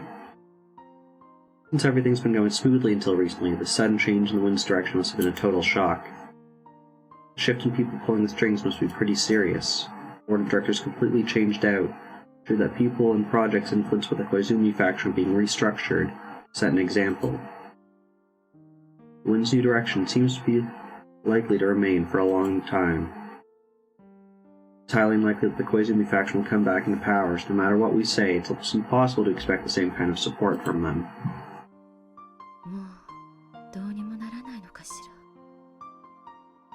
Takano-san muttered, "Fortunately, there isn't. Nothing anybody can do." 理事会では即時研究を中止という話も出たんだ。それをなんとか納得させて数年間で段階的に終了というところまで勝ち取ってくれ。入江機関発足で僕たちを世話してくれた人たちがね。なるほど。一見最悪と思えるこの状況も、それでも陰で誰かが勝ち取ったギリギリの成果なのね。それで勝ち取った期間がせいぜい3年なんだ。僕も一応努力はしたんだよ。高野さんが今日までに作った。それでも3年でおしまいなのね。Maybe Takano-san doesn't understand how hard I tried to convince them. So what she just said tells me the length of time left doesn't really matter to her. The important thing is that her research is being stopped. The fact that I couldn't meet her expectations made her feel disappointed. As a man, it kind of hurts. 僕にできることは、せめて研究が畳まれるまでの数年間、心残りがないよう研究できるだけの予算をつけるための根回しをしてあげることだけだ。ごめん。いいのよ。それが二郎さんにできる精一杯なのなら、それでとても嬉しいもの。Her words hurt me. What if she'd chosen different ones? I think that would be asking too much for someone so heartbroken. I must be understanding of her pain at a time like this. Besides, I know how close she was to the deceased Koizumi-sensei. She even called him uncle. For her, his death was not just the start of a coup or a change in direction. She lost a person who was always looking after her. No matter how hard she pushed herself to act villainous, she wasn't supposed to be part of this world. Just an ordinary woman. She was intrigued by Hinamizawa syndrome. She had to find help from someone who had more power than her to be able to continue research on it. The dark side of the world, well, she never should have gotten involved and extended its hand out to her. She was left all by herself in that world, still trying to put on a brave face. I'm sure Takano-san thinks I'm unreliable. Realistically, I'm not the kind of person who can meet her expectations, nor do I have the power to. The least I can do for her is stay sincere and remain her ally until the very end. She had so much room to act, it's hard for her to determine what action she should take when she's cornered. I wanted to believe she wouldn't, but I'm concerned she might do something drastic eventually. I hope I can be of help during that very final moment before she makes her move. I can't even gain enough trust from her to do that. How pitiful and pathetic. The worst part of it is, as a man, I want her to rely on me. It's not really it. She's been abandoned in this world and is all alone, and someone has to be her ally. I'm the only one who knows about that. Being her ally is my job. I know her too well, so I know that she'll never ask for help. Even if she says it's unnecessary, someone has to be with her, I know that. I don't really think I'm suited for that job. I'm sure there are many reliable people out there who are more appropriate for the position than me. I just can't let her be alone until that person appears.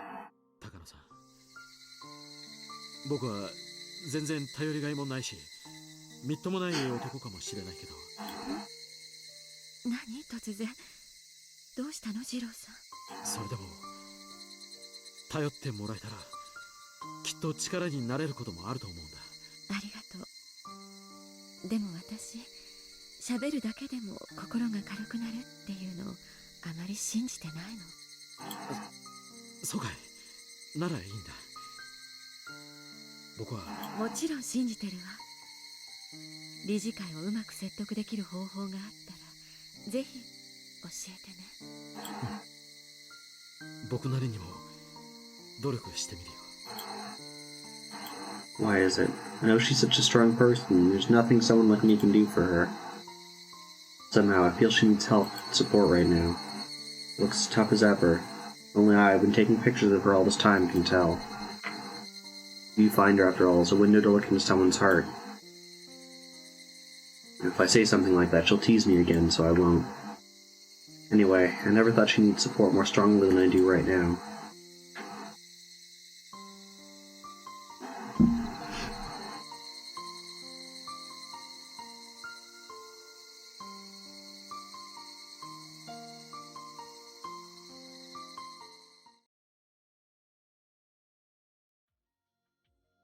This one, 1, 3, 7, okay, 38 on screen 5.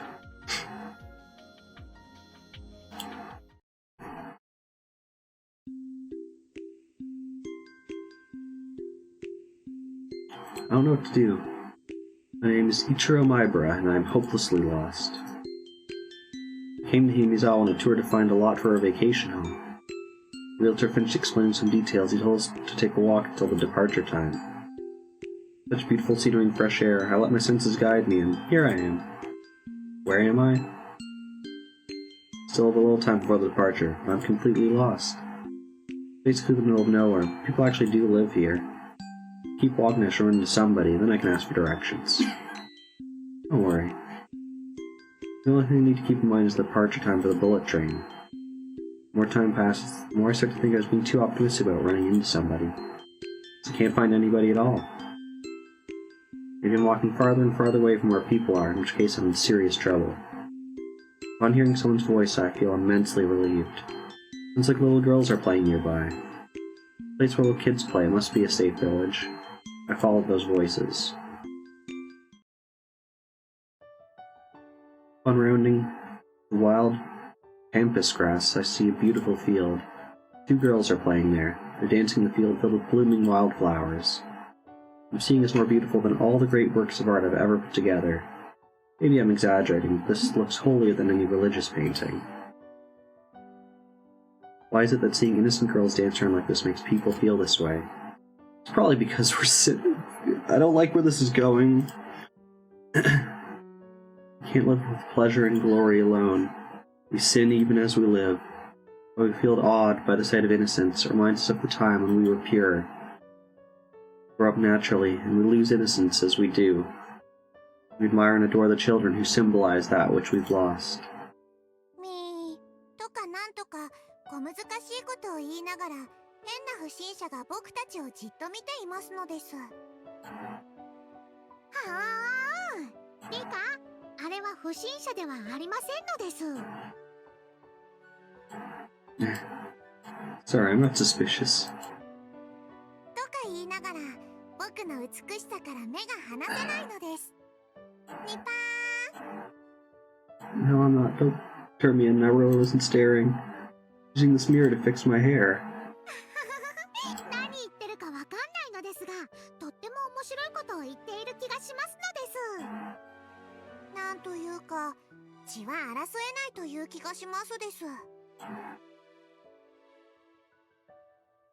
The girls teased me for a while. When they got tired of doing that, they went back to dancing around. Realizing that whatever I said would backfire, I decided to leave them alone and sat down to watch them play. I wonder how old they are. They seem rather young. But maybe they could be close to Keiichi's age.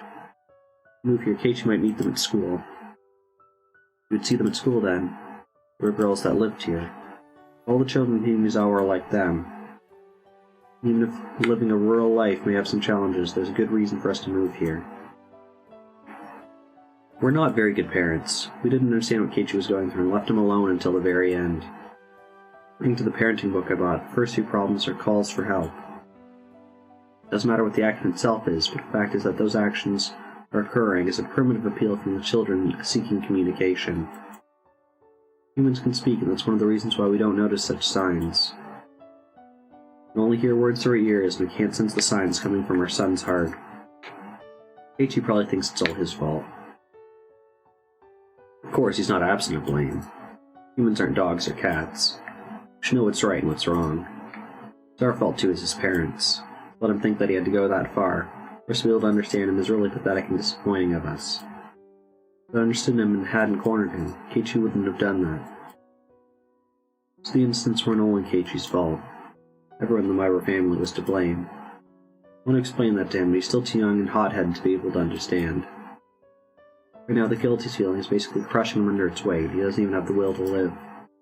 My wife is the same. She's blaming herself for forcing him to study for better grades. She thinks that's why the incidents took place. And I'm no different. I'm blaming myself for not being involved in my son's education. That's why I think the incidents took place. The cross will be forever on our shoulders, even after the injured child accepts our apologies. Yet our cold society would tell us to die under the weight of that cross.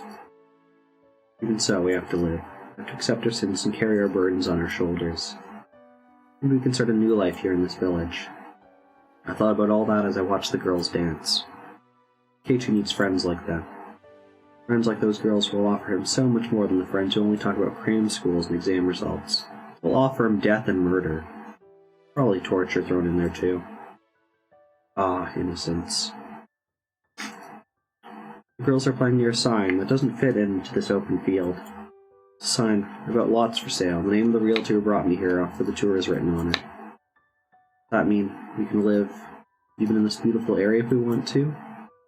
One of the girls spoke as if reading my mind.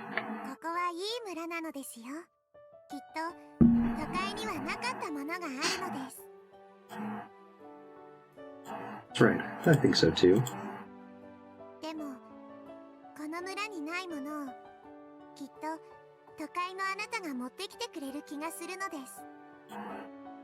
Do we have anything?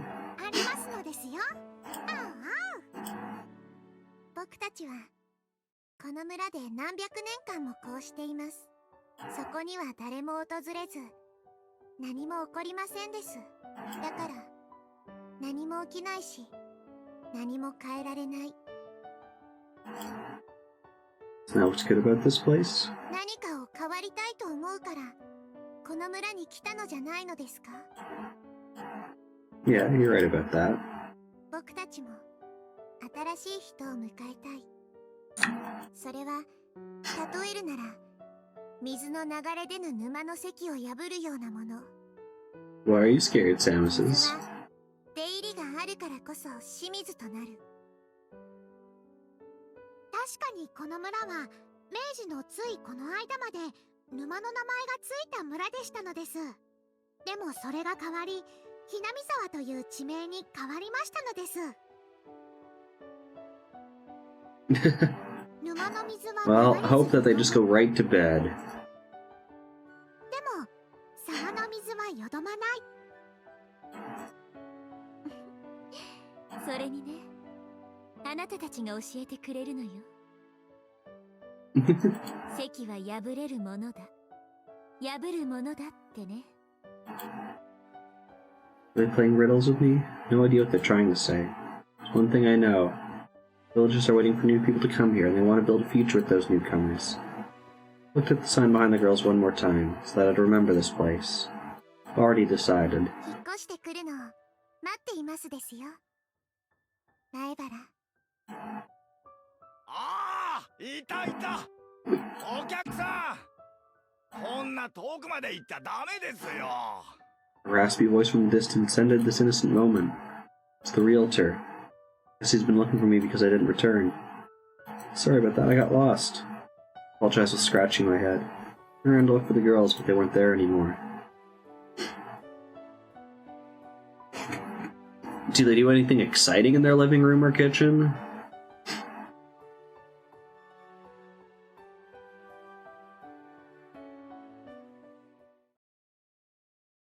They're just house sitting. House sitting is their job. Then they go home at night to their real homes. Okay. 39. Where's 39? Screen 3. Okay, we're gonna finish off screen 3. やあ、中川君。ずいぶんの久方ぶりになるね。先はやってるのかい？あれ。いえいえ、もうさっぱりです。年は取りたくないもんですな。クレイやるときは集中してやらないとダメだよ。あんまり間を空けすぎると勘が鈍っちゃって意味ない意味ない。先生、ご紹介します。高野さんさです。はじめまして。本日はお忙しい中、お時間をお割きくださいましてありがとう。ああ、別に君のために時間を割いたわけじゃない。うまい生ウニが食わせてもらえるって話でね。ウニはいいんだよ君。ビタミン A が豊富でね、お肌に特にいいんだとか。女性は大好きでしょ、ウニ。It's true that sea urchins are rich in vitamin A, but compared to spinach, it's not anything that's worth making a fuss about. None that matters right now. You seem like an unpleasant man, and I wanted to criticize him. None of the directors of the Alphabet Project control the funding for the Erie Institute. Also the people who are in the position of being able to offer their opinions to those directors. But in a simpler way, they are the new owners of the Erie Institute. But not as much as Uncle Kozumi was, they're also leaders and influencers in various fields. I have to be careful not to upset them. Therefore, there's no way I would have the ability to call them in. Using the influence that the Koizumi faction once had, I finally managed to get this chance. Uncle Koizumi gave me his full support and made everything go my way as not here anymore. On my own from this point on, I'll open up the path. The stage just doesn't belong to me today. I can't let the people who offered me this chance lose face, so I have to wait patiently until it's my turn. The primary objective today is to explain what a prominent research subject the Hinizawa syndrome is. Require an indefinite extension for our research. They only ever think about money, so they aren't even realizing the hidden potential of Hinizawa syndrome. They don't recognize that it's worth spending a lot of money on.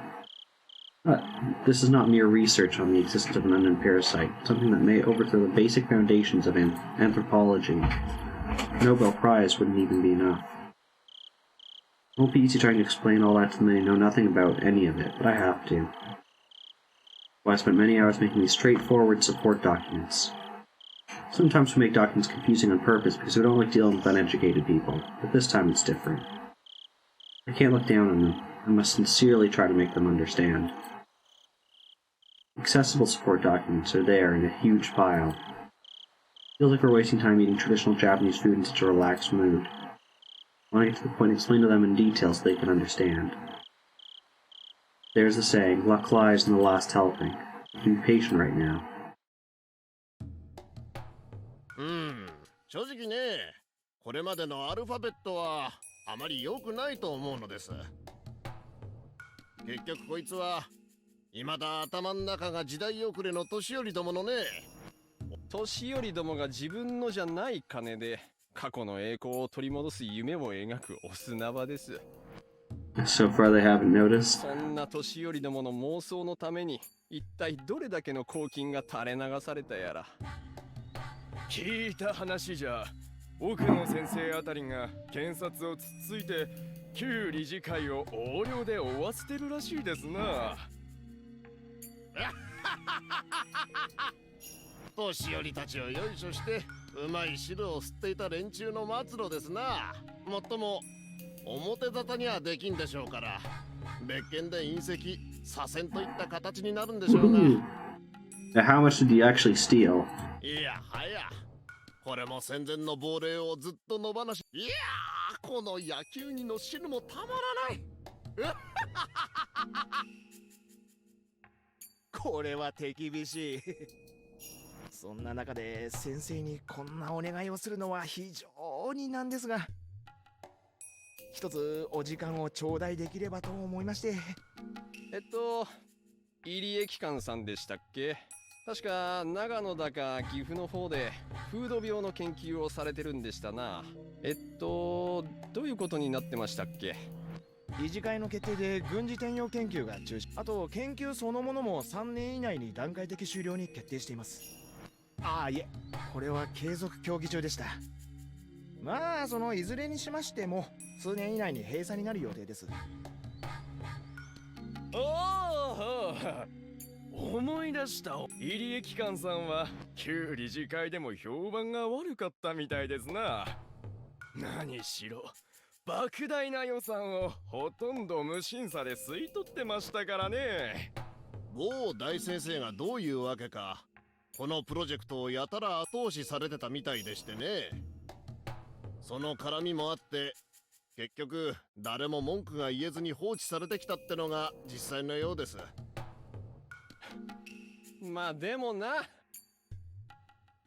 もう大先生は女癖が悪かったからそれもあったのかもしれませんな。Implying that I slept with Uncle Koizumi, insulting both of us, but I held my anger in. Can't let myself be bothered by something like this. それで本日は当機関の研究内容について説明させていただき、当機関に対する理事会の決定についてどうかご再考をお願いしたいと思いましてお時間を頂戴させていただきました。本日はこのような場へご多忙な中お越しいただきましたことを。ま、ただでウニが出てくるわけはないってことですな。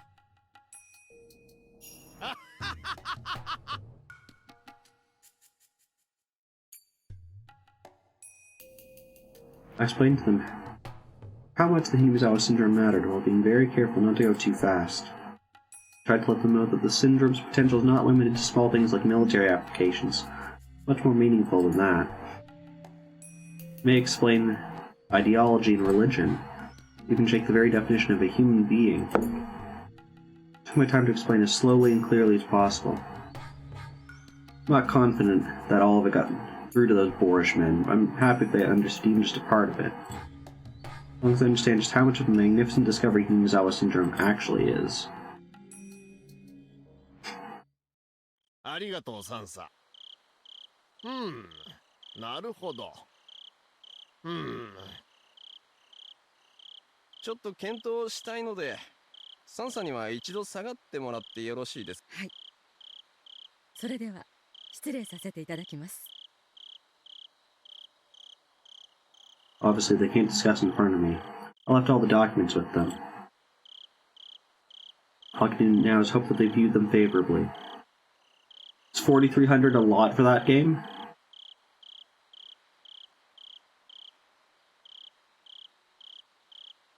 I left the room and closed the sliding door. The next door is a preparation room, so I was to head there.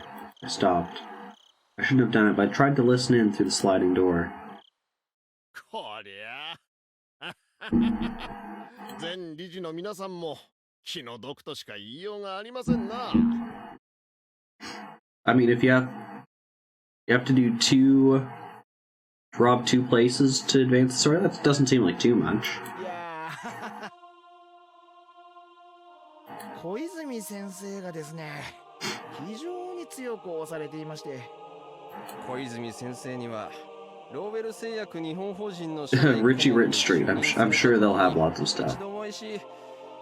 とても聡明な方だなという印象を強く持っていたのですが、人間年には勝てないということですな。何事も引き際が肝心だと思い知らされますよ。ただですね、ひなみ沢症候群という非常に珍しい病気があるのは事実でございまして、決して全てが全て妄想というわけではありませんでして、入江機関はすでに病気の解明と治療薬の開発に成功しているというじゃありませんか。それで十分ですよ。現代日本にとって周辺諸国を過敏にさせる件については厳に慎むべきです。中でも軍事分野は最も敏感と言えるでしょう。少なくとも数年間にわたり軍事目的の研究がされていた事実は直ちに抹消しなくてはなりません。それは軍事研究の中止とは別に。You have $3 to spare. そうです。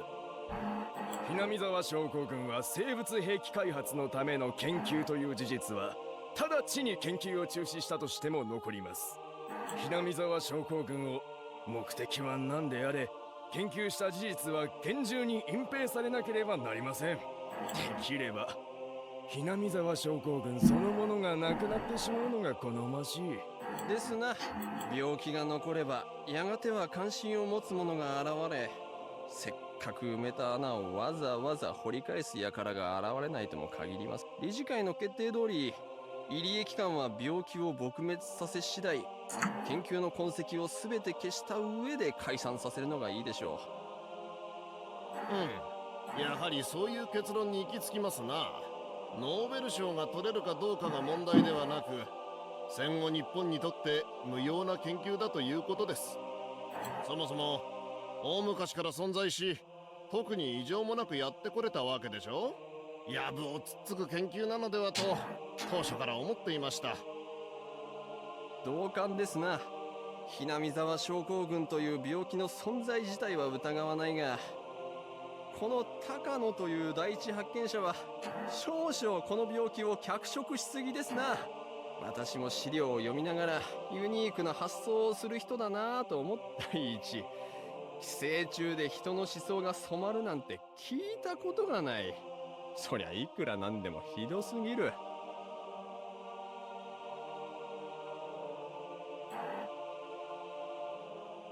Tried exposing something like this would be attacked by every nation on the planet. Religion's pretty scary nowadays.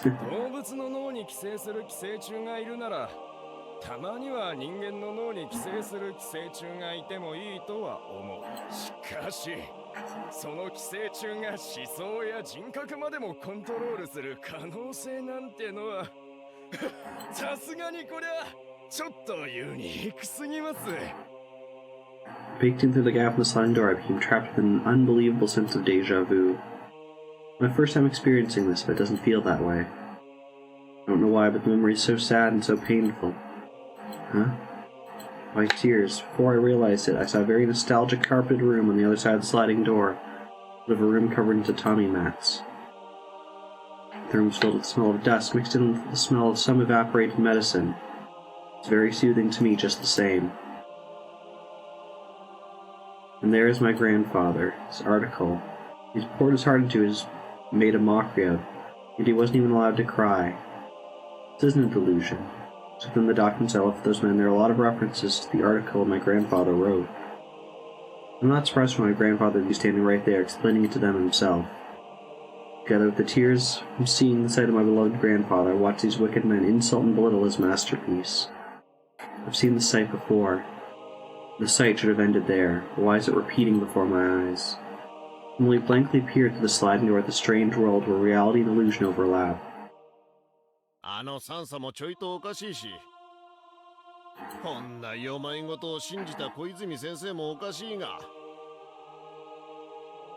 やはりこの第一発見者の論文が一番おかしいですな。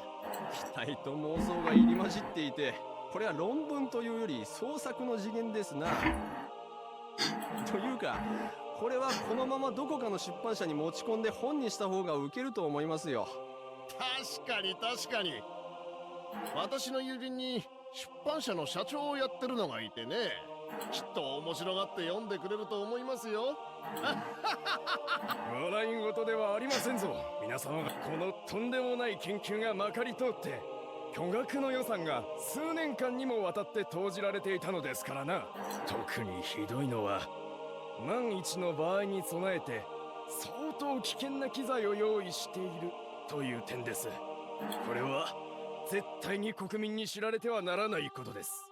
計画が存在しただけでも恐ろしいのに、終末作戦なんて緊急措置の存在を知られてしまったら、国外はおろか、しかもその機材の維持費がすごいことになってるじゃないか。そんなの本当に維持費にしてるわけないじゃないですか。そういう名目にしてトンネルしてる架空プロジェクトでしょ。どうせ大体何でしたっけ、少女が一人死ぬだけで村人が一斉に異常行動を起こす病気なんて、あなたどこの漫画の話ですか。まったく、こんな子供騙しを鵜呑みにして巨額の予算を垂れ流すとはつくづくいかんと思いますな。こんな資料を真に受ける連中がいるというんだから、実にバカバカしいことです。She said that he placed the documents down with an exaggerated gesture. Actually, I should say he slammed them down. The papers ended up scattered all over the floor. ちょいと失礼。お手洗いに。One of the men stood up, stepped on the papers. They weren't the papers on the tatami mat, but the ones on the carpet. Right there, I can see my grandfather filled with heart-rending sadness, but he can't let it show in his face. Grandfather's expression didn't change, yet it seemed distorted to me. I could see the walls of my grandfather's study crumpling and twisting behind him.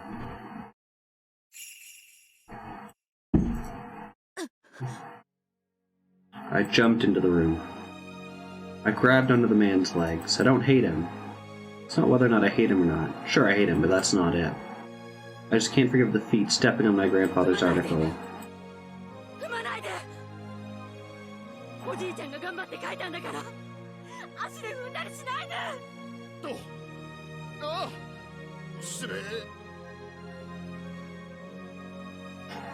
His feet are still stepping on the papers. I tried to make them move. They won't even budge, as though they've grown roots. So I begged as I grabbed onto his legs. I tried to pull the papers from under his feet, but I can't move his feet. I can't pull the papers out.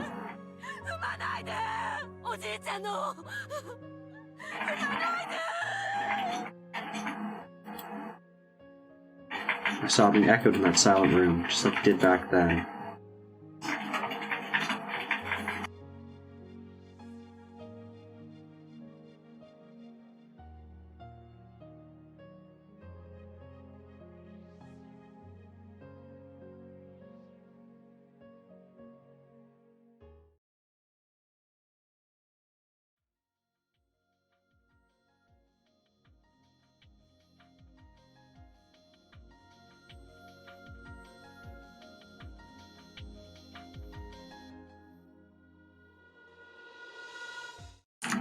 Okay, we're going to finish off screens 1 through 5.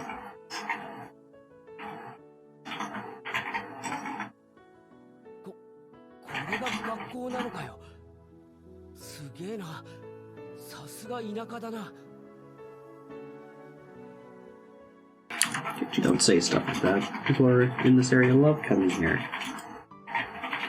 This is my first impression of the Hinamizawa Branch School. No matter how I looked at it, it doesn't look like a school at all.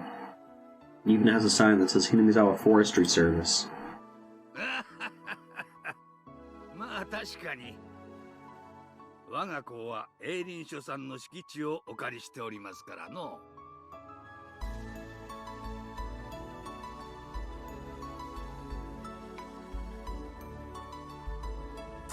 said the man they called the principal as he laughed heartily. 学び屋は違っても学校であることは同じです。前原くんがこれまで通われていた学校とはいろいろルールが違うと思いますが。はい。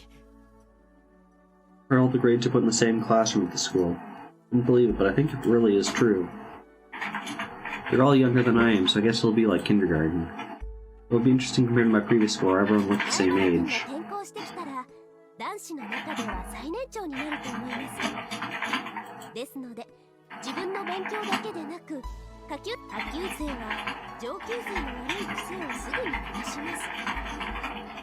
先生もそこは厳しく注意していますから、前原くんも下級生に悪い影響を与えないよう。わかりました。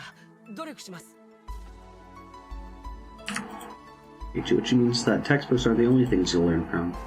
Member of the class, and also as an older student, you have to be a good example.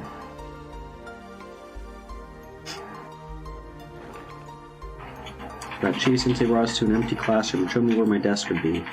While growing, I'm sure size will be very different. Some desks that are way too small for me to even put my legs under, and also some that are just perfect for me. Approximately 30 desks in here. Since all the different grades are in the same room, I'm sure it's very lively. There's also a wall full of calligraphy and art from different grades. It's pretty exciting, nothing like my previous school.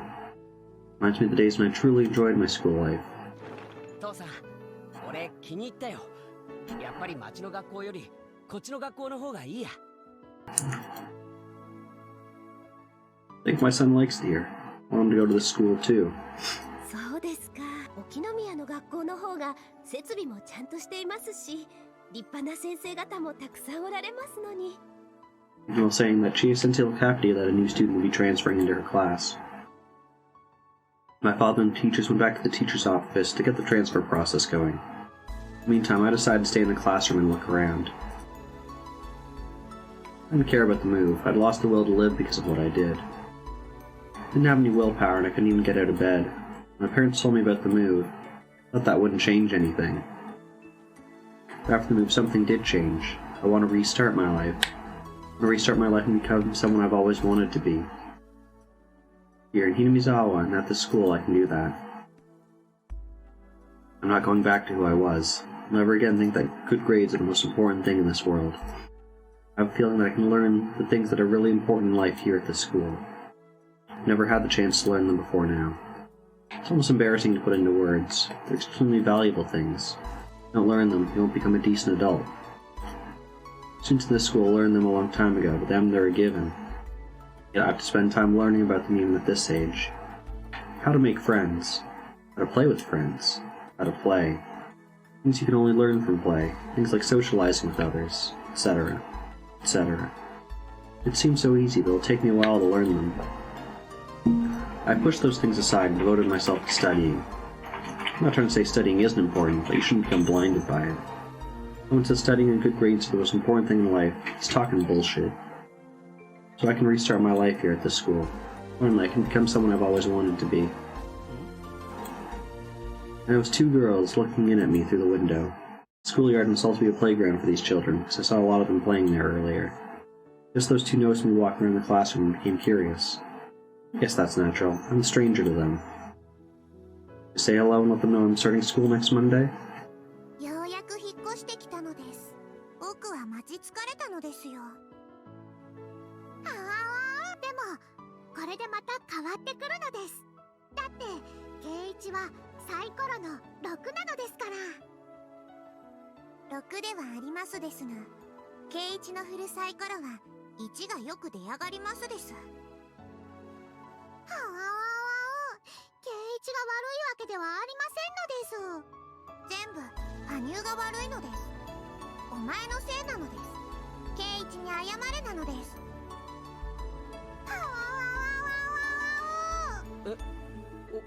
俺の名前を知ってるのか? She said my name, didn't she? Did I hear her wrong? Never met her before. 転校生なのですか? よろしくな。前原圭一ってんだ。今度の月曜から来ることになると思うぜ。仲良くしてくれよな。仲良くしましょうなのです。圭一に古出神社の巫女さんがありがたいお告げなのです。転校初日は教室の扉が鬼門なので入るときは注意なのです。あと椅子の背中に画鋲、机の中にはカエルのおもちゃまで入ってます。でも何度警告しても圭一は何度でも引っかかるのです。月曜日はかわいそうなのです。だから面白いのだけれど、たまにはそんな運命も打ち破ってみて。あなたがそれを教えてくれるのよ。あまたの世界の一つで。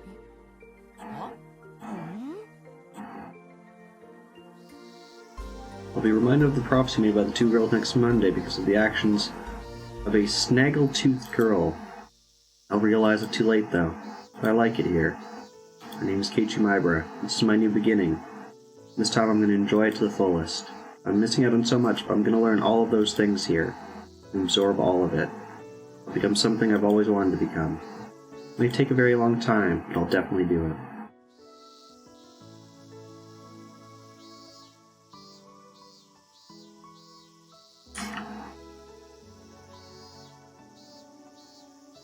Okay, so we finished. That was the 40th. With that, we finished screens 1 through 5. If you notice, we haven't even touched on screen 6 yet, let alone screen 7. So we can now start doing all the ones on screen 6.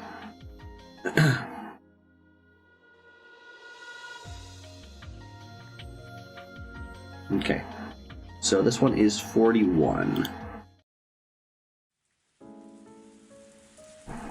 Grandfather's articles were trampled on. If proof as clear as the pathogen causing Hinamizawa syndrome, so why can't they believe in its life cycle? Because they've never heard of that before? Because they can't imagine it? There's no way something so absurd could be true? Don't tell me that. I can't bring myself to care for the limits of those commoners' understanding. Why can't anyone believe the truth of my grandfather's article, which has been proven by the Erie Institute? Why do people continue to believe that humans are a special existence? Humans are simply a species of animal. Various parasites that control their animal hosts exist. How can people declare parasites that use humans as their host don't? Wait, this isn't the problem. Not at all. Has everyone believed my grandfather's article up until now? Now why the Ministry of Health and Defense Agency lent me their assistance? Out of nowhere, they turned cold. In other words, every bit of their help was because Uncle Koizumi had my back. Nobody actually read my grandfather's article? Just pretending in order to make Uncle Koizumi happy? Meaning of everything I've done up until today. Thought I'd achieved something, but what have I really accomplished? I don't know what's going on, and all I can do is wallow in grief. The more I think about it, the more I no longer understand the meaning of my own life. Didn't Mio Takano devote her life to being useful for her grandfather? And I haven't done anything for him at all. Count 3 with my grandfather, and I go on to count 4. Crazy thing to say. I don't know. If I let my mind wander, doubt about myself and my life will slip in. I'm just going to fill the gap in my heart with alcohol. That's strange to presume the existence of something that can influence human thoughts. It's true that Hinamizawa syndrome isn't actually the cause of ideology. Best it can do is drive people mad. Socialism or capitalism doesn't originate with it. The era my grandfather was living, he couldn't talk about the world without ideology. The article came from that time and age. Some of its influences may be exaggerated or biased. That's no reason to deny its foresight. You can't simply say it's crazy and push it aside. Besides, the most important thing they ignored is the fact that Rikufude, the Queen Carrier, holds the fate of the village in her hands. My grandfather had predicted the importance and danger of the Queen Carriers in the beginning of his research on Hinamizawa syndrome. The hypothesis of the infected community collapsing into madness if the Queen Carrier dies is a Pandora's box that can't be proven. It can only be confirmed after Rikufude's death. And if she dies, it'll be too late. No mistake that Rikufude is the Queen Carrier and has a very special existence. It's clear from the various experiments we've performed that she has a special influence on the infected villagers. Her death really could trigger the collapse of the entire village. That's no mistake. My grandfather predicted it. To say all of it sounds like a comic book is just too cruel. I'm to call the various preparations we made to protect her a fictional project that was used to tunnel funds. What I'm doing now is simply what my grandfather was going to do. Therefore, insulting my research is the same as insulting my grandfather. According to my grandfather's article, the first thing that needs to be done when researching the syndrome is to protect the queen carrier. But they ridicule that more than anything else.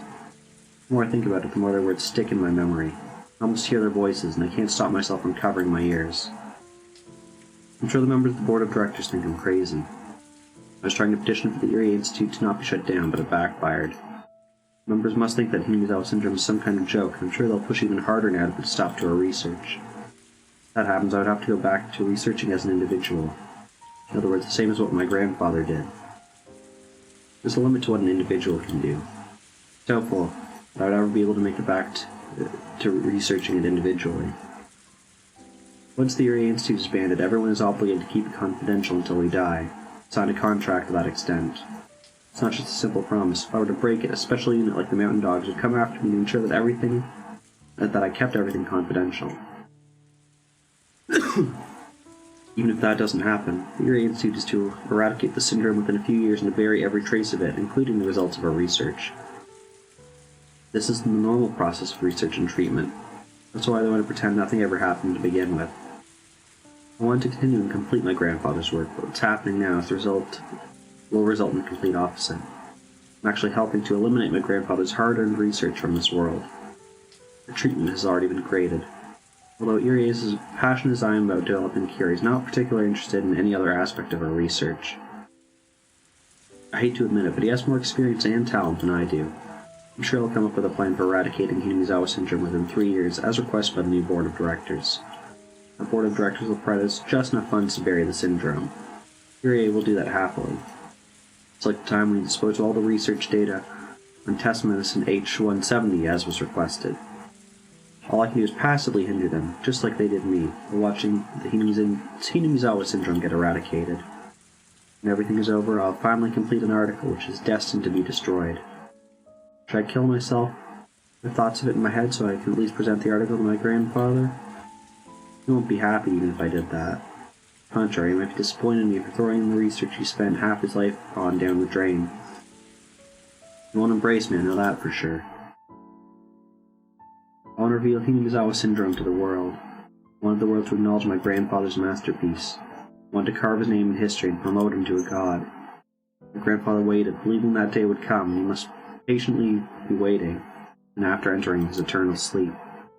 I ruined it. I wanted him to become a god. I was going to become a god myself, too. We will be together forever, and I'll never have to be alone. If I become a god, God won't test me. There won't be any unhappiness. There won't be a sudden train accident. My grandfather won't go away, nor Uncle Koizumi. I'll never have to go back to being alone. But I am alone. I have no allies. I was just dancing in ecstasy on a stage without anybody watching. I'd only just realized that there was no applause, but only ridicule. It's doubtful that there was actually anyone in the audience to begin with. My parents died, my grandfather died, Uncle Koizumi died. 3 times has God toyed with me, the rolls of the dice. I thought I overcame each of those trials of my own strength, but I didn't. I was protected by a new guardian each time, and this time I have no guardians left to protect me. When I first arrived at Hinamizawa, I had every intention of challenging God and kicking him off his throne. And now, forget challenging God, I was just a loser being played with. I suddenly can't find it within myself to care about anything. If I cared, I'd be swallowed by sadness. Soaking my heart in alcohol is all I can do to forget about everything. A luxurious black car abruptly stopped next to me. I became sober immediately, as cars like this reminded me of the time when I was captured after escaping from the orphanage. Suspicious-looking men in black suits and sunglasses got out from the car. I realized it instantly. They must have been sent by one of my clients. Being involved in the development of a biological weapon, being the main person responsible for it, and on top of that, being mentally unstable, they obviously don't want me walking around freely. They're going to abduct me, seal me in concrete, and erase my existence. Or so I thought. I expected them to grab me and shove me in the car, but surprisingly they bowed deeply to me instead. 普段はね、今はただの飲んだくれの負け犬よ。お会いしたい方がいらっしゃいます。どうか私たちにご同行いただけないでしょうか。拒否してもどうせ無理やり連れて行くつもりなんでしょう。I killed anyway. I can't make my grandfather's wish come true, even if I live. Cynical thoughts like that ran through my head. And the person in the back seat said,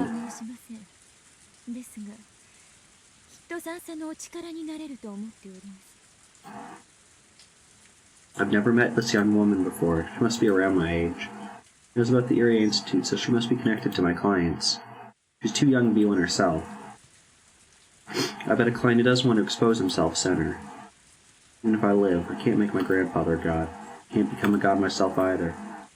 Who cares about where a loser like me gets killed anyway? I made up my mind and got into the back seat. As soon as I got in, the luxurious car smoothly took off. Silence filled the car for a time. They're the ones that invited me. I don't have anything to say myself. おそらくご存じないでしょうが。あら、そうでしたの。覚えていなくて申し訳ないです。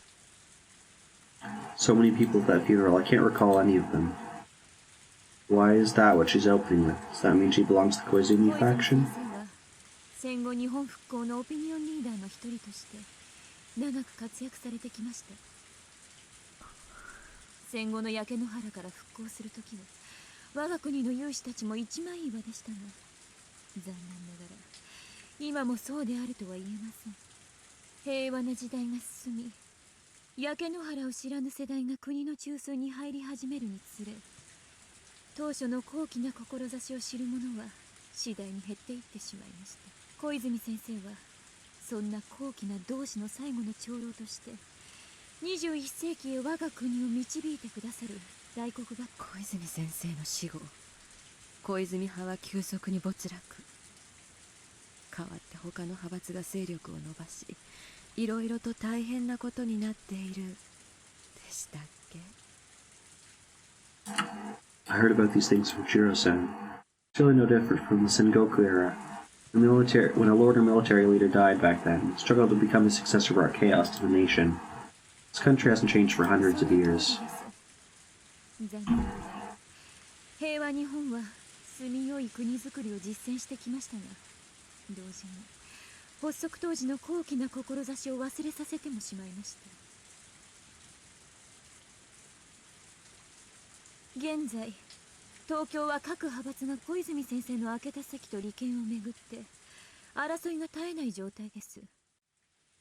小泉、それと私に何の関係が？あなたはそれの最大の被害者ではありませんか。今日までに風向きが突然変わるような体験を十分にされていると思いますね。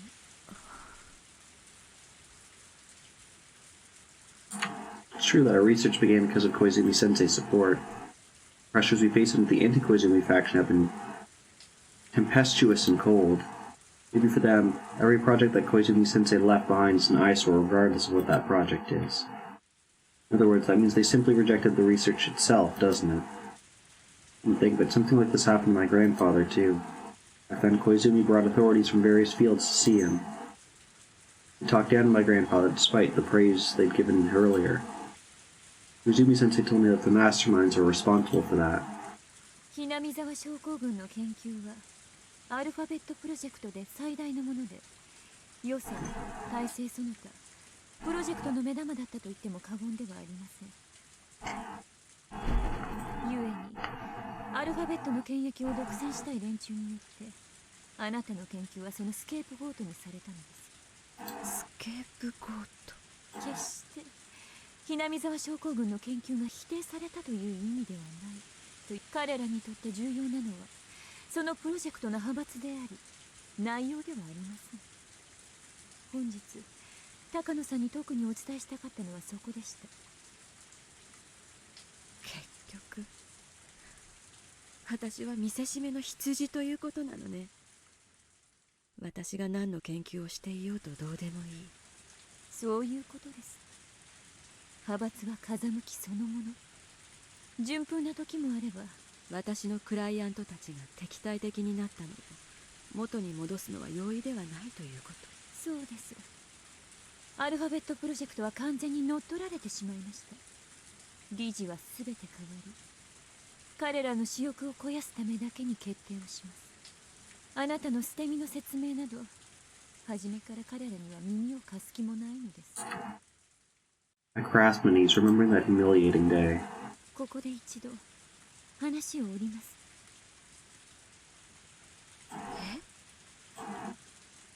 それは研究者としての知的な好奇心から。あなたに祖父と呼び敬愛していて、高野先生との約束ではないのですか？ That's surprising. Kozumi-sensei once told me that this fact could become a hindrance, so I've never told any of my clients about it. How did she find out? I know that maybe they know a lot more about us than I think. それを知ったんです。小泉先生からです。私たちはあなたの敵ではありません。どうかお楽になさってく。 I don't know who she really is, but I know she's here because she wants something from me. What is it that she wants? Knows about the relationship between my grandfather and me, so I can't be the careless. 私たちがあなたの力になるには、あなたに本当のことを話していただかなくてはなりません。おっしゃる意味がわかりません。高野さんがひなみ沢症候群を研究する本当の目的は何ですか？ To have my grandfather's masterpiece acknowledged for what it is and to have him become a god. 高野先生の研究を世間に認めさせること。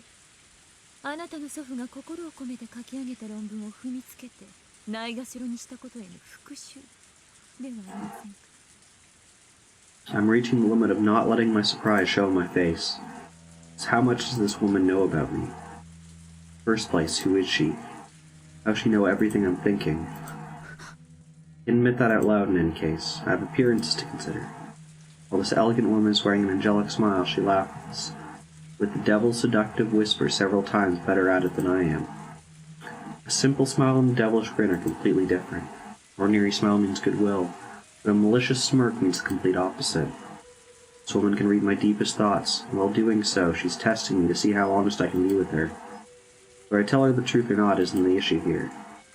She's testing me to see if I can trust her enough to confess everything.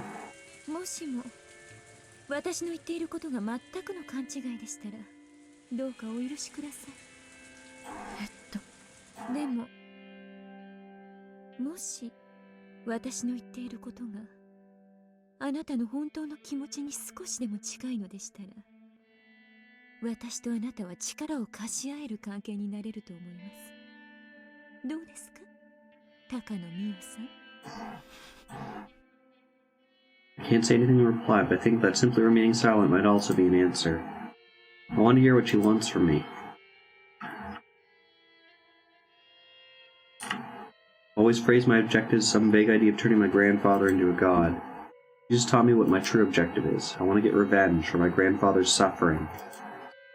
I want those people to fight over the right to read the article they once trampled on and mocked. I want them to believe, no, to worship every single word my grandfather left behind. That is my true objective.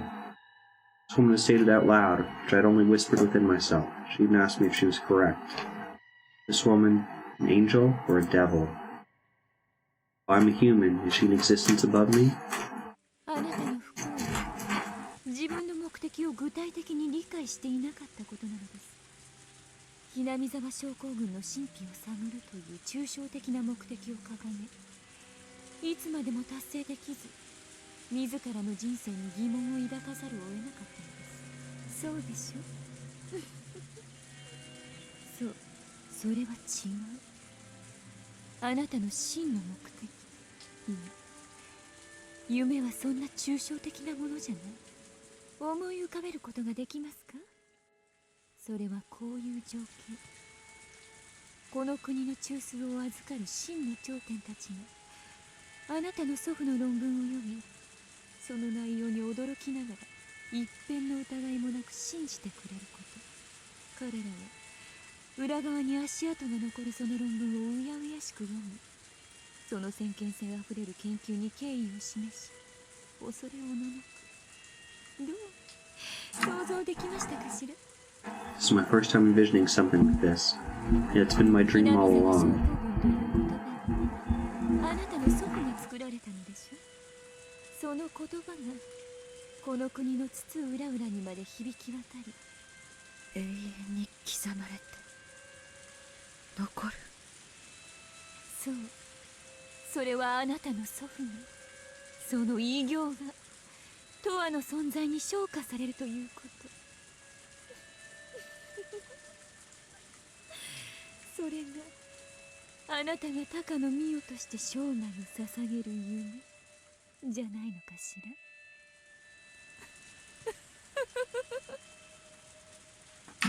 My grandfather's masterpiece will be remembered forever. Remembered forever. その偉業を全く理解できない豚たちは、あなたのその夢を単なる派閥争いや権益の奪い合いの生贄とし、無残に踏みにじろうとしている。あなたの祖父の論文をぎゅっと見つけたの。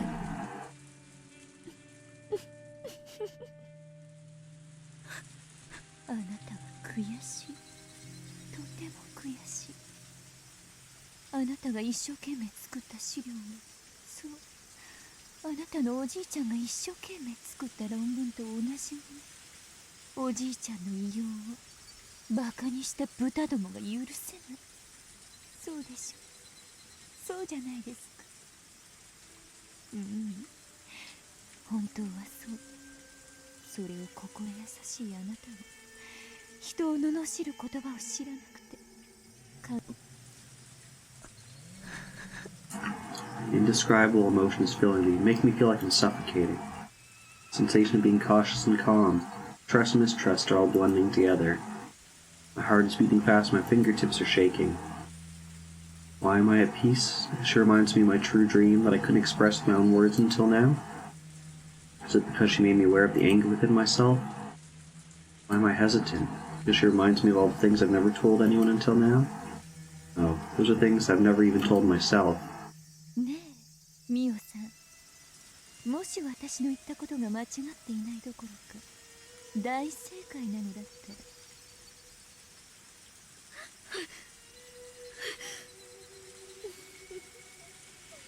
どうなさったのかしら。大具合が悪いのかしら。なら、もうこれ以上お話に付き合わせるのも悪いですわね。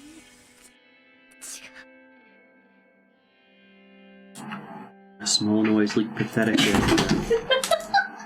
Cheerio, what are you doing, huh? What did he do? Bud? You're a shitty cat. You're so silly. Like a child apologizing for a prank. おっしゃったかしら。I know she heard me. The woman smiled, trying to make me say it again. 悪くないです。ならよかったです。私の夢がそうなら、あなたに何ができるというんですか。あなたの2つの復讐をお手伝いします。一つはあなたの祖父のための復讐。あなたの祖父の論文を嘲笑った者たちにもう一度うやうやしく手に取らせてやりましょう。もう一つはあなたと祖父の約束であり心のつながりでもある症候群の研究を派閥争いだけを理由に踏みにじり、あなたの目の前で資料を踏みにじり、あなたの人生さえも踏みにじろうとした豚どもへの復讐。It's got 6,000 from the car you stole with the 8,000 tool. I mean, sounds pretty good. 祖父の論文を手に取らせ、それを踏みにじった理事会に復讐する。こちらも腹を割りますと、もちろんお手伝いをするのは私たちの利害が一致するからです。小泉先生が日本の未来のために立ち上げられたプロジェクトを先生亡き後に食い物にしようとする輩を放置することはできません。私たちにもっと力があればそのような輩の介入を許しはしないのですが、風向きは変わり、もはやプロジェクトは小泉先生の理想には戻りません。豚どもが私欲を肥やすための豚小屋となり果てました。そのようなプロジェクトをこれ以上放置することがアルファベットプロジェクトの名付け親でもあられる小泉先生も望まれません。プロジェクトは小泉先生の理想を離れた時点で畳まれるべきなのです。派閥争いの生贄羊を今度は狼にしようというつもりですか？あなたが今のまま生涯公開できぬ祖父の論文を胸に隠居されることを選ぶおつもりでしたら無理にとは申しません。 I won't let that happen. I don't mind falling to the ground myself, but at least my grandpa's article. あなたとおじいちゃんの結晶である論文を永遠のものにはしたくないですか？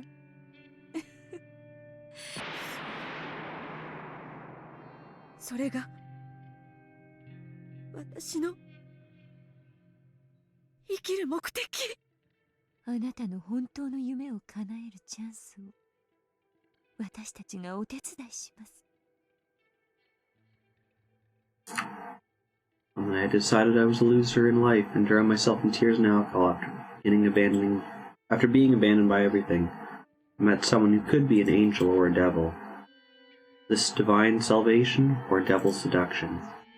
How with the board of directors regarding the continuation of our research, but I was completely off target. What was my true goal? My objective isn't to continue researching Hinizawa syndrome, it's to have the world acknowledge my grandfather's research as a masterpiece. Somehow, the method for achieving that swapped places with my objective and caused me to misunderstand myself. You okay, bud?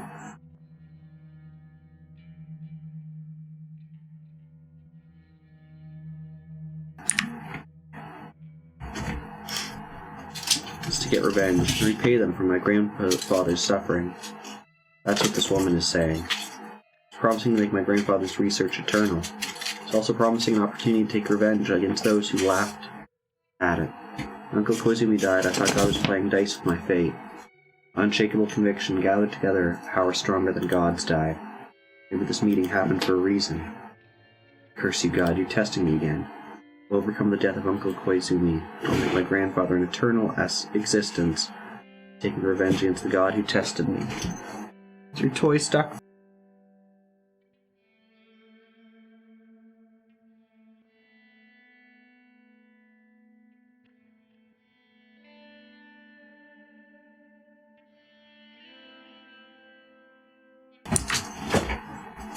Hello, Butler. How's it going?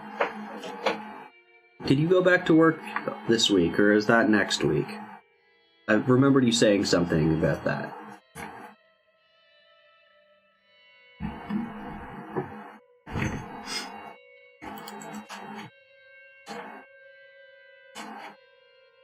I will for certain. I will. Take my revenge.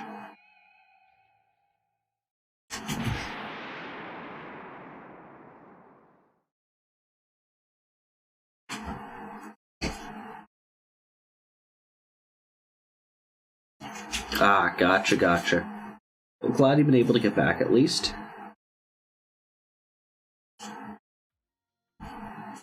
Okay.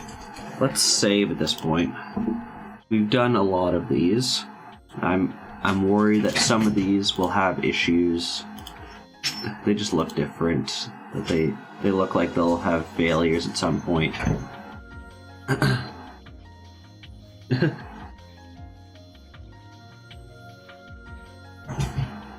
What's this one? An invitation to an end. Okay, these are all fragments of the different chapters. Okay, so at this point, it's this one.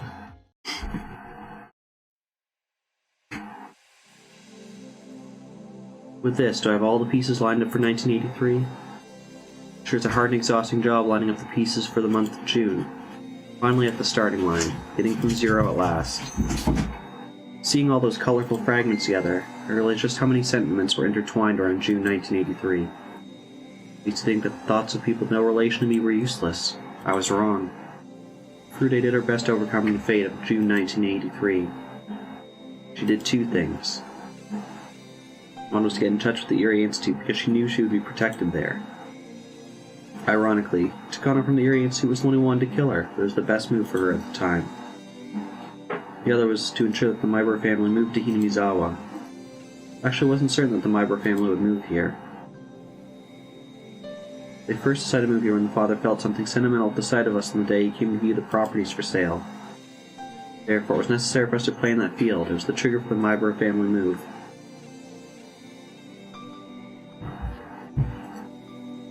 Yeah, that's fair. Gotta protect yourself.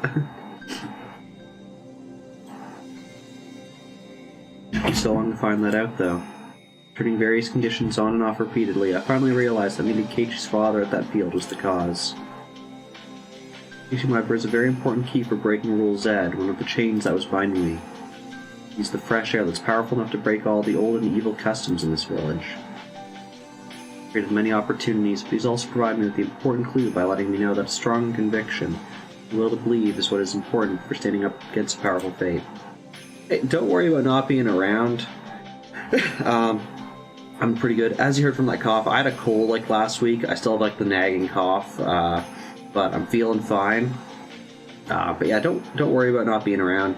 Everyone's got their own thing going on, and whenever people have free time and they want to hang out, then they hang out.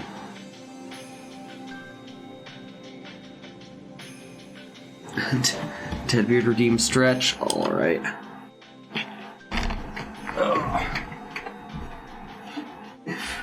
Cat, what are you doing? You want to stretch with me? Yeah. You knocked the... Can you be seen? Yeah. You good, bud? We're having fun. Back in a post-it note? Yeah, I balled up a post-it note for him. Buddy. Support his butt. Yeah. You don't like being held. Yeah, you're squirming. Okay, I'll let you go. Is your ball back there? Your ball? You just hide. I see.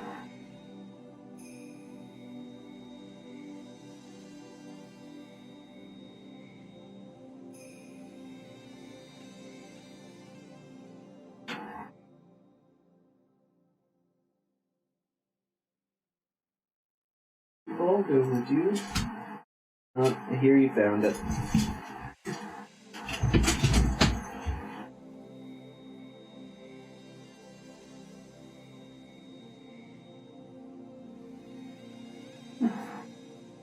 Here. It's over here. Yeah. Play with it. No. You can sense Buck's over there, that's why.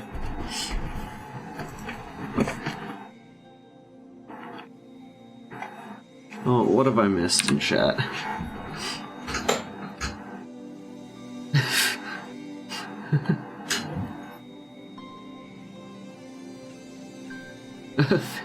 A family reunion stretch and hydrate. There you go.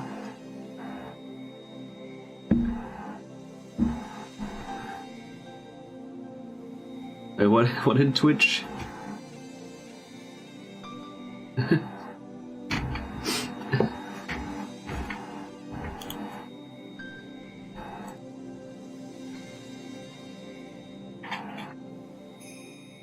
Have the Richie Rich Street is hard. I mean, they can afford that good security. Thanks, Mom.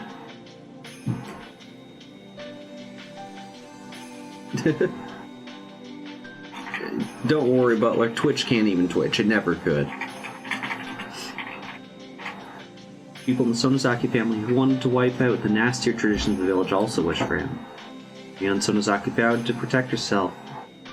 herself to protect Sadako and Satoshi because she was very much bothered by how irrational the treatment of the Hojo family was.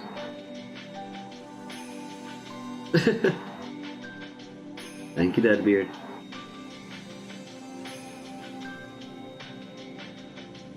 And on the night Satoshi Hojo disappeared, she exploded at Oreo Sonozaki and voiced her true feelings. Joke's on you, sure. We only have decaf coffee in this house. Oreo Sonozaki understood. Oreo herself had come to understand the wicked custom of the village and had been wanting to do something about it. But she didn't have the power to do so herself, so she entrusted to the fresh air that was blowing in from the outside.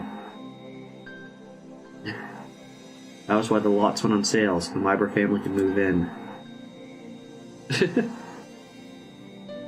Don't talk to Sherb about energy drinks. She'll get mad that she has to pull out her ID card. Okay. I've never actually been a coffee drinker. I've just... Also, I see I missed a quote there.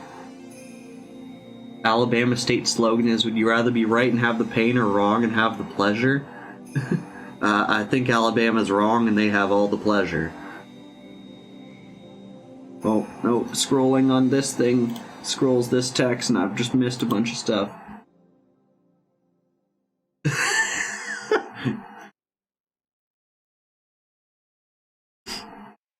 What have I missed? If I danced in that field or Oreo hadn't put the lot for sale, Keiichi couldn't have come. Renarigu provided many important opportunities for Keiichi Mybra was saved by returning to Hinamizawa after the deep emotional trauma of her parents' divorce sent her into terminal condition. Oh, I know you had to walk back home, get your ID, walk back. Keiichi Mybra wished to restart his life with the same wish Renarigu had a year prior. Maybe that's why Ren was able to understand Keiichi. It's like the miracle, where one can recognize moments in a certain fragment from another fragment. They can use the lessons learned from one fragment, then humans won't make those mistakes.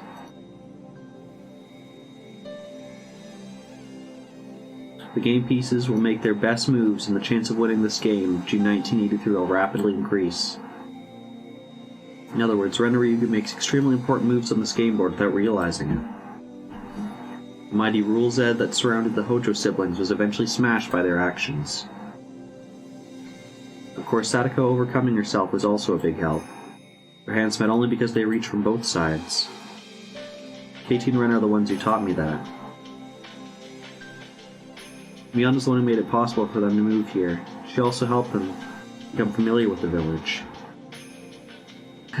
PR...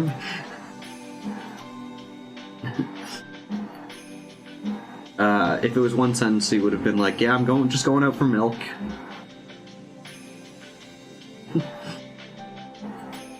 That's not all.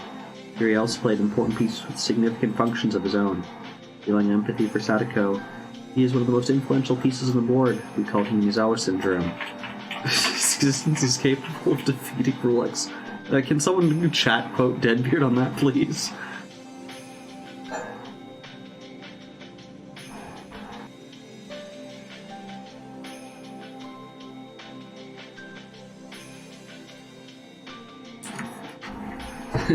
You're gonna head off, Samus? Okay, have a wonderful night. I will chat quote you myself, thank you very much. Oh, there we go. Samus has had it. Thank you.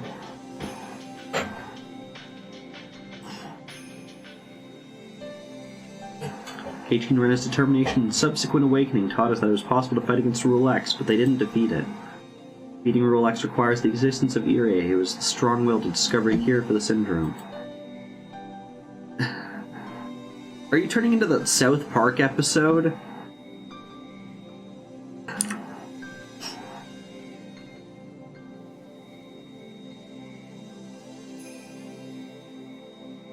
I didn't know Irie held this many thoughts within him. I always thought he was rather absent-minded. But he is in fact an important and powerful piece. Gather all this power, can we win against Takano's will? I've seen Takano's thoughts too. Sadly, her will is strong and can't be easily broken. So I wonder if fate in June 1983 has been so hard to shake no matter how hard we fought. The sentiments I've been turning towards, it pales in comparison to how many she's brought into it. weight of our game pieces are different, because I've given up on fighting while she's been risking her life to fight on. Spend time sulking and drinking wine to escape from reality. It must be a very light piece indeed. I can't win against Khan with what I have so far. I need more pieces to be able to win. The Officer Oishi once showed the possibility of becoming a strong ally.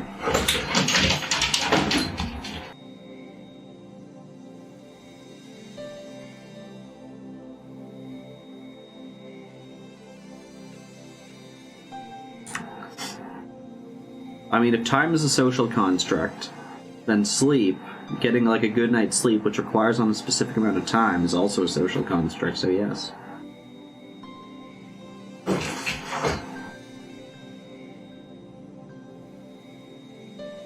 Flip a guitar? Streams over dreams?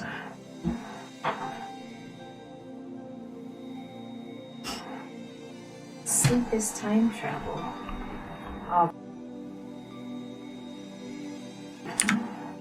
Or sleep is time travel. Steal your sticko.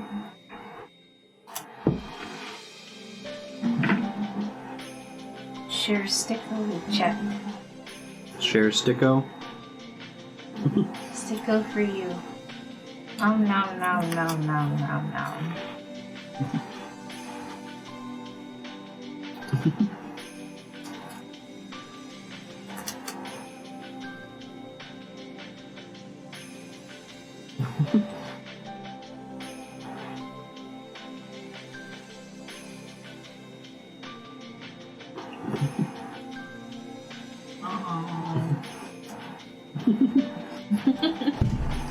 Take one before you steal them away. I'm not stealing them. Fine, leaving them with me? Mm-hmm. Okay.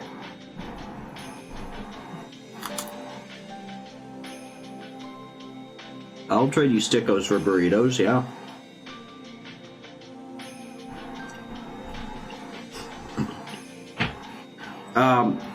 It's a wafer. It's like a wafer straw, so you can kind of, no, not really. You can kind of see through Yeah, it. you can. It's a wafer straw, and then inside, so you see how there's a swirl of chocolate. That has chocolate on the inside too. Yeah, and it comes in other flavors. There's like strawberry. There's. My favorite is Bundan. Mm-hmm. You're gonna have to Google that. I don't know how to explain it. Sticko. A lump of wood a teacher uses to beat you.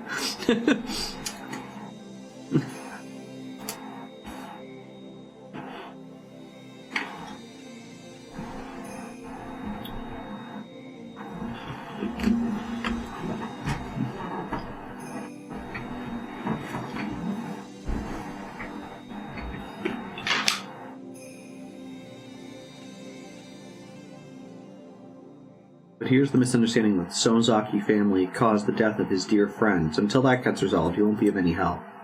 I don't know how I can resolve that misunderstanding, but I just have to believe in it and keep throwing the die. It's like Keiichi and Rena constantly the chance to change fate. Maybe Akasaka has the power to create a chance as well. The curse of 1983 is tied to the curse of Hinamizawa. The curse can't be broken by inner power alone.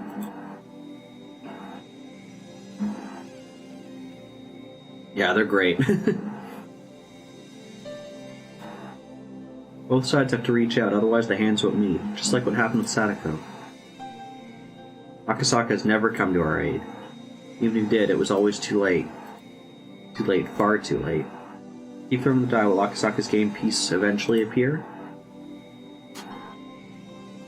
The final rule, Rule Y, involves the masterminds are using Takano as their own game piece.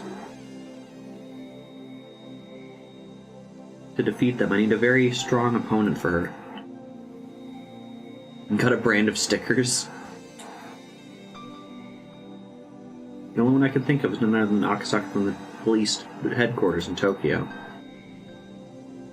You're gonna evaporate? You're just vibrating so much that you're gonna sublimate from solid to gas. There are more pieces who would lend me their power. I need to gather them all, otherwise I can't win against Takano. Preparation of the game board is complete, but I need more pieces. It's only the beginning.